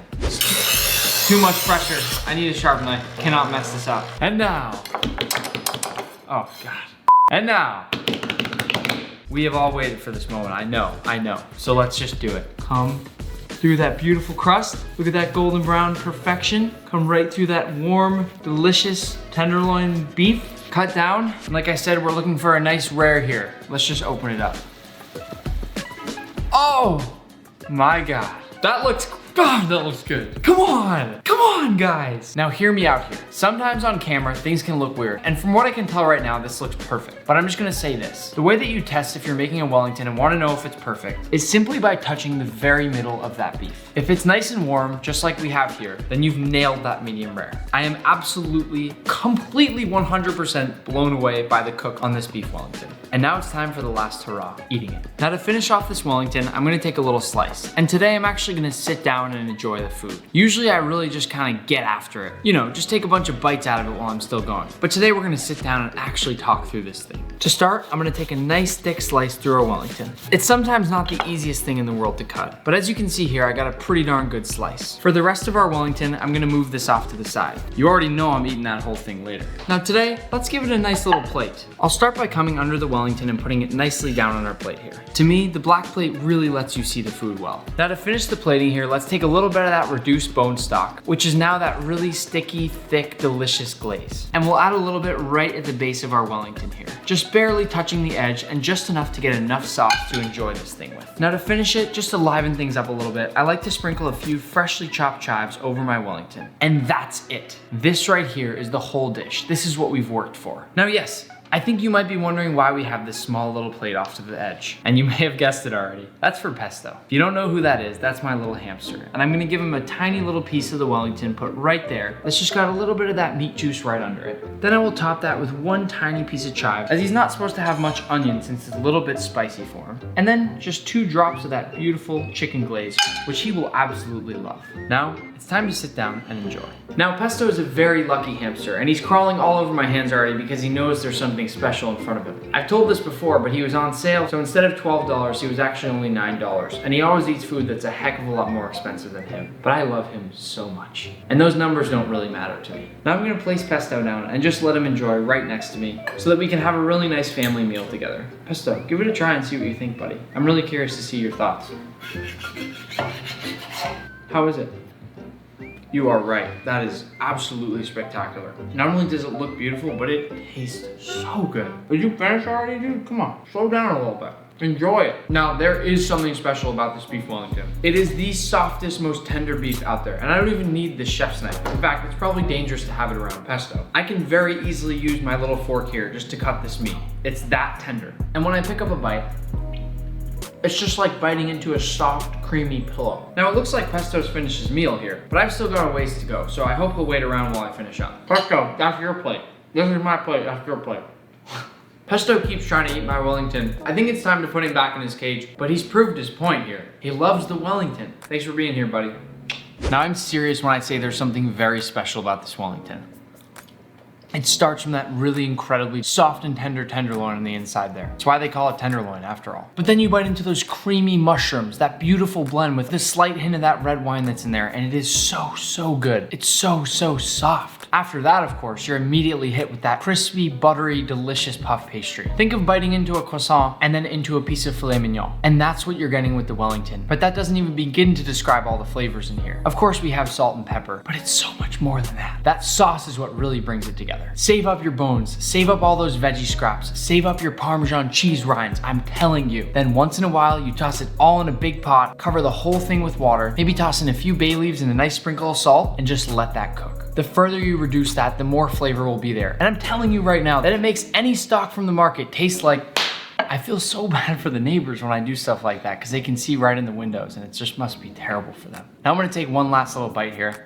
But I really want to say that this video has been an absolute pleasure to make. I really hope you all love this because a beef Wellington isn't the easiest thing out there, but what I'm trying to show you is that you can do it. Seriously, if you've watched this video, you know how to make a beef Wellington now. And again, you don't have to make it all from scratch, so don't worry about that stuff. Here's the worst thing that happens. You pull it out of the oven, and maybe it's a little underdone. Press those babies back together and just shove it back in the oven for a few more minutes. That's fine. There's ways to get around all the user error that can come with making something like this, but I'm telling you, you can do it. Now, thank you for watching the video. This was such a fun one. Don't forget to hit that subscribe button and the notifications bell because you don't want to miss any of the videos that are coming up. I was on the phone not long ago trying to get a 75-pound full wheel of Parmesan cheese here. Just wait till we roll that through the door. Now, this Wellington is still hot as can be. And I know I have some good heat tolerance, but I can't yet hold this with my bare hands. But all I wanted to say is thanks for watching, happy cooking, and I'll see you next time. I'm MrBeast, this is Nick DiGiovanni, and we're gonna do a cooking challenge. We will have just 10 minutes to cook a steak entree as well as 10 minutes to make a dessert. Easy. You guys are gonna be the judges. Oh. Okay. We're gonna taste each other's dishes and you're gonna tell us who you think won this challenge. Your 10 minutes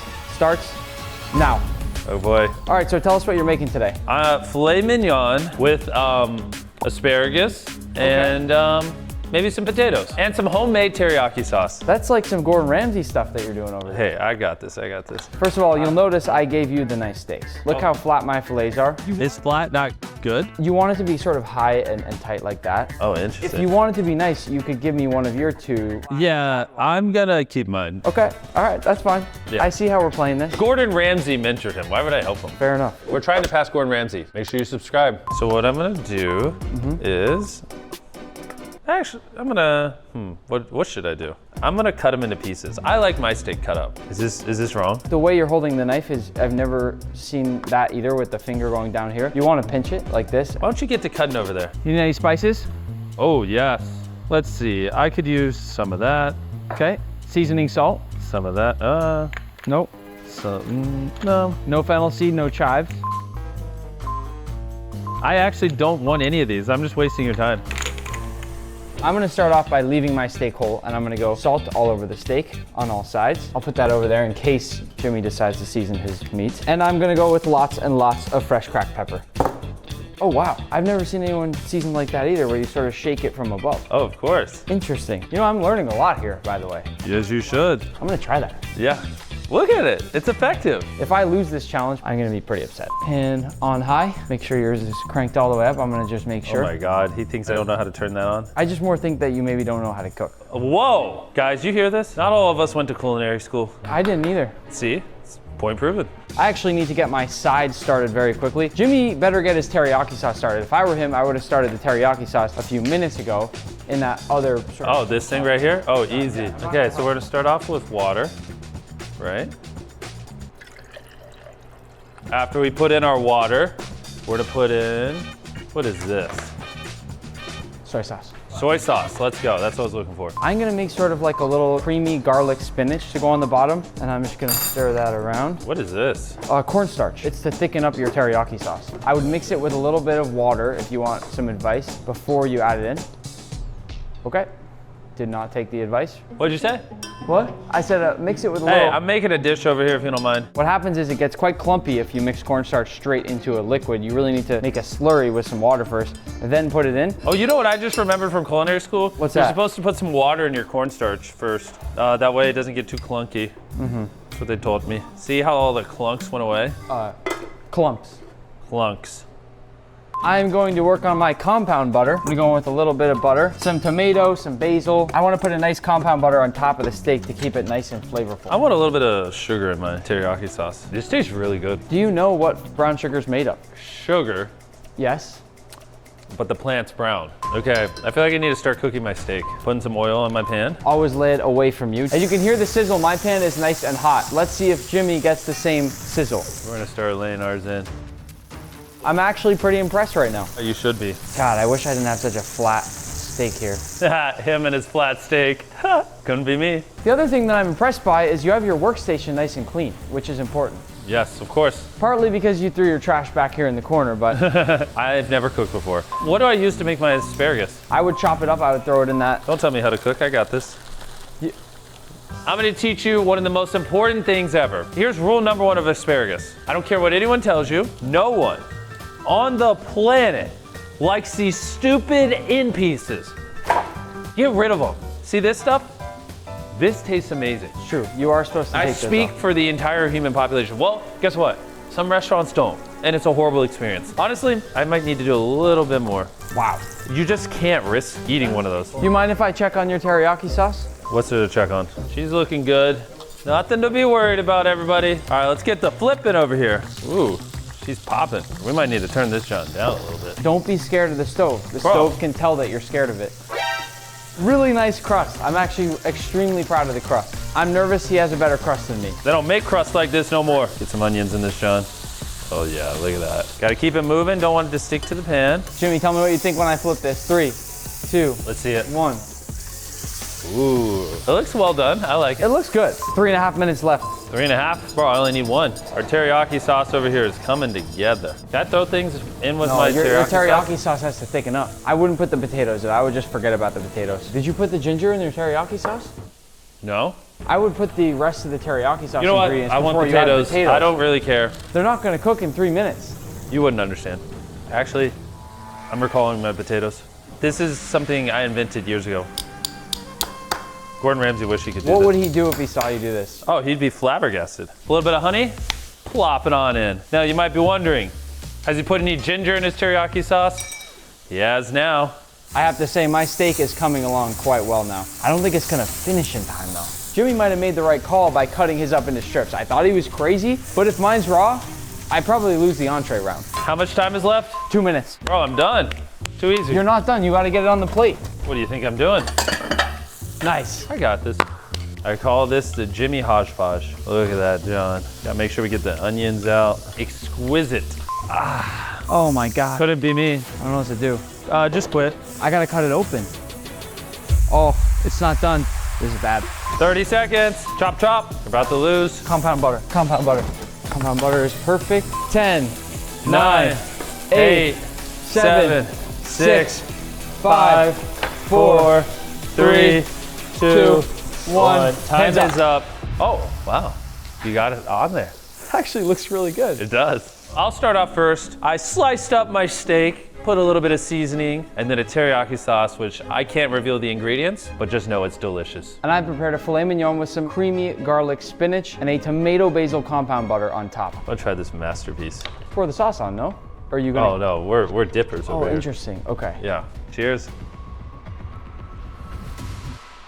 I mean, I can't believe I'm saying it, but his teriyaki sauce is really good. It could be a little bit thicker. Nah. I didn't go for a potato because I knew right away that they were not cooked. As you can hear when I cut into this potato right here, it's like cutting into an apple. Here's the thing, everything here is soft. Yeah. So I wanted the potatoes to be a little more firm to break up and add texture. We'll see if the audience thinks that makes sense. On to mine now. The colors here, you have to admit. Yeah, there's color. They're pretty. But I don't care about color. You know what I care about? Taste. Agreed. Oh my gosh, this is gonna taste so good. You like your meat red, I can see. Okay. Honestly, my metric of success is, do I want to grab more? And right now, I do want to grab more. I think the garlic could have been a little bit more golden brown. I also think that the compound butter, there was too much of it for how much meat I got. And that was because that was the only part of my steak that was cooked to that perfect medium rare. The rest just wasn't quite there. He made a great call cutting into his filet at the start there. Before you decide who wins, it's time for the dessert challenge. My knife is stuck. You want 5 minutes or 10 minutes? I want my knife back. I'm feeling daring. Let's do 5. All right, I'm gonna set a 5-minute timer. You know what? Actually, let's do 10 minutes. 10 minutes starts now. I'm going to be making a deconstructed s'more. S'mores are one of my favorite things to make in the summer, and I just think what I'm making is I'm going to be doing cake with Feastables on top of it. Because how can you have a dessert without Feastables chocolate? I'm gonna start off by toasting off some graham crackers. I do my s'mores different than a lot of people. I try to really toast and work with all the ingredients. I leave the graham crackers sitting on a log sometimes so they can heat up with the fire. And I'm gonna try to get that here, toasting up some crumbs to the top of my dish. Wow, okay. You're supposed to make those in the mug though, you know that, right? Well, we're doing it in the pan. Wait, are you judging me for mixing my ingredients in the pan? I'm judging you for mixing a mug cake in a pan first and then transferring it to a mug, to be clear. I mean, hey, you wouldn't understand. I'm trying to throw them off. I've never made a mug cake before. You know, we're all learning together in this experience. Is there a spatula in here? Spatula, all right. Jimmy, if you competed on MasterChef, how do you think you would do? Freaking amazing. You do? No, I would do horrible. Honestly, Gordon Ramsay would probably just scream at me and then I'd get tired of getting screamed at and quit. You're missing your milk, right? I got it. I'll throw some in. Okay, you got it? Okay. Oh, thank you for handing me some milk. How'd you know I needed that? Look at that bad boy. I'm actually gonna start by making a chocolate mousse. Oh, my chocolate looks a lot different than yours. Oh, what chocolate you got there? I've got my Blue Stripes chocolate. As you can see, we have a cute little monkey. No, I don't see anything. I just want to call out this cute monkey that we have. Hey, tell that monkey it should start making its own dessert. Putting this bad boy in the microwave. Do you have Nick check that? Why would I need Nick's help? I got this. Chop this up. This chocolate looks so good. This is going to be used for my chocolate mousse. I need a bowl. I'm going to steal Jimmy's bowl. Okay. Wow. My toasted graham cracker smells incredible. Oh, nice, nice. And I'm going to pull my plate out. I'm actually going to toss my plate in the freezer to get it nice and cold. It didn't do anything. I'm going to try again, but longer. No, everything's great. Don't worry about it. That's going to cut into your time, given we only have 4 minutes and 13 seconds to go. I'm not too worried about it. You know what? My meal could also use some graham crackers. I want to make some. You're going to toast them just like me? No. Oh, okay. And now I'm preparing my station to start plating. I have marshmallow fluff right here. I have my toasted graham crackers. I have my Blue Stripes chocolate. I have my butane torch. I also need my chocolate mousse. This is how you cut stuff. Oh.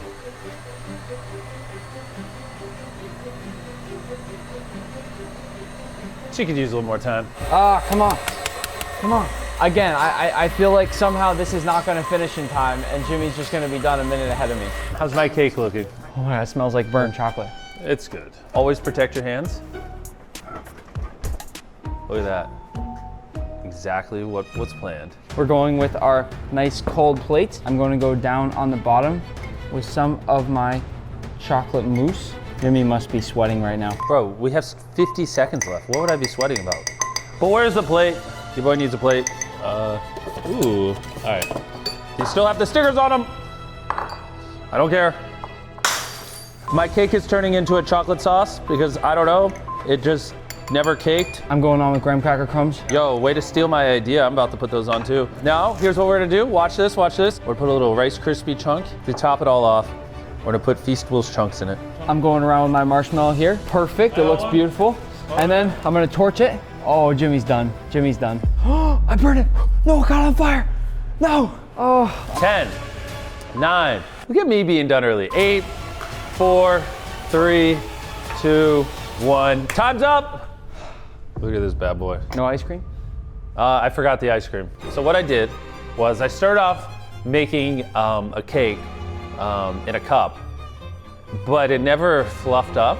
Kind of just stayed the batter. So then we pivoted, because that's what you do. Great cooks, they always pivot. And we just threw the burnt batter in a cup, then we put some little crumbled graham crackers on, a little bit of broken up Rice Krispie treats. We topped it with some Feastables. And at the end of the day, if you don't like anything, just eat the Feastables on top. And I have made a deconstructed s'mores. I might have gotten a little bit too fancy with it, and I also burned it, unfortunately, but I think it's gonna taste amazing. We'll start off with mine. You know, I don't even know where to start with this one. If you look carefully at this spoonful here though, it's got a lot of good looking things on there. I can't deny that. Cheers. Cheers. Weirdly, it has no flavor. Yeah. Almost has a consistency of a rotten banana. Yeah, it kind of tastes like I'm chewing on plastic wrapped in Feastables chocolate. Why don't you go ahead and dig into mine first? Make sure you get right in the middle. In the middle? Yeah, there's like a chocolate mousse under there, sort of. All right. Oh, the goldenness and the coolness in the middle. I don't know how to explain it, but the marshmallow is warm, but whatever's in the middle, the chocolate, is cold. And then a little bit of crunchiness from the crust and the graham crackers. Clearly, I won the steak one, but the dessert, I understand. Could be a coin flip. Guess we'll find out in the comments.